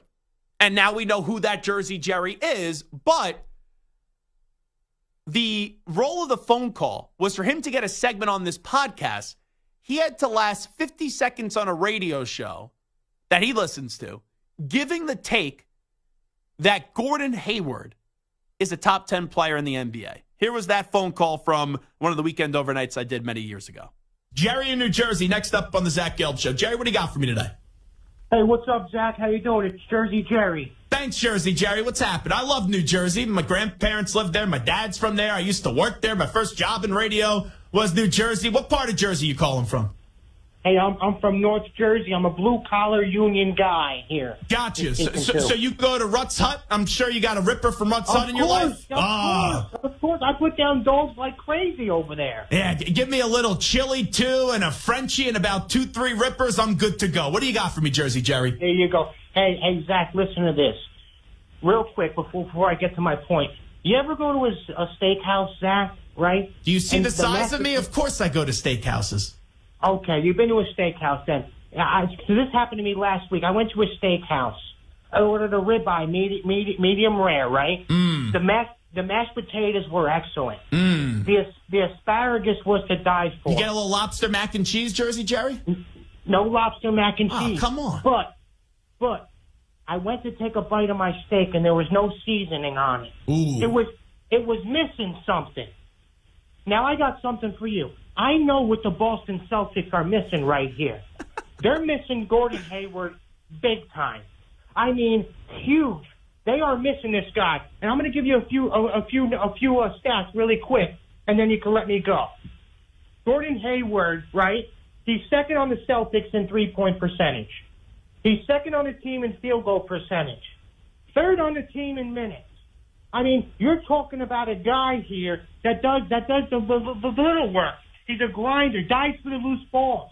I mean, this guy's a top 10 player that you're talking about in Gordon Hayward now. Now, Jersey Jerry, he's not a top 10 player. He's been injured over the years. So there you go. This portion of the show is brought to you by Wesley Financial. Stuck in a timeshare and want out? Contact Wesley Financial Group now and get a free timeshare exit information kit at wesleyfinancialgroup.com. So that's how my friendly relationship started with Jersey Jerry. He called me to win some segment on this podcast, Brilliantly Dumb, and he played the game the right way. Like, you will learn this about me very quickly. You talk to me about food, I'll let you be on the air forever long as you want. Because don't get me wrong, I enjoy everyone's sports opinions. I respect, to some extent, everyone's sports opinions. Not mine. That's not true. Maybe that guy in Toronto that called me. That was one opinion that I didn't really respect. But there's like sports opinions. You call up. You kind of know how this goes. You say something stupid, then, we kind of move on and away we go. But you want to talk about food?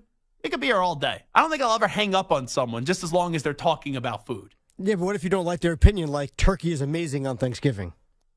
Well, I'll just tell you then why you're an idiot, and I'll let you make your next point. I will never directly hang up on someone just because of a food take. Okay, so you respect my point, but you'll just disagree with it. Yes. Or do you not respect my idea that turkey is amazing on Thanksgiving? It's just stupid. I can't tell you how many people reach out to me, and they're like, Zach, you were the voice for the voiceless on the radio.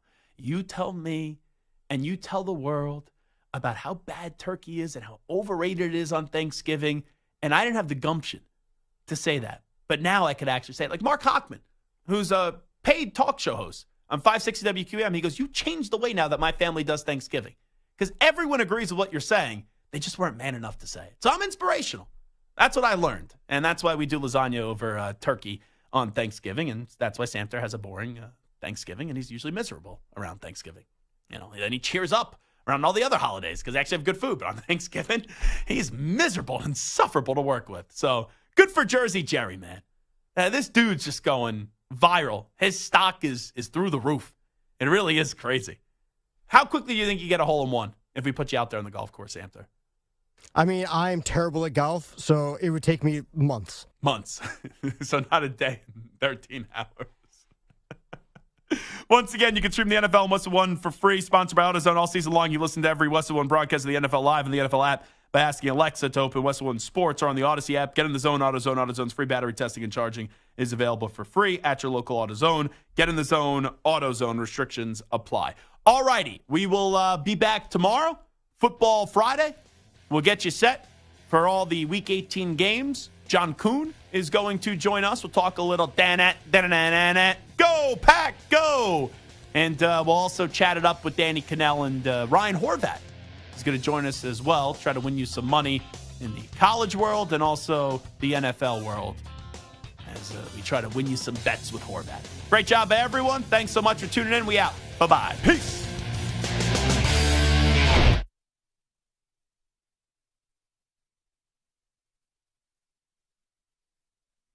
You're in a 5-minute break.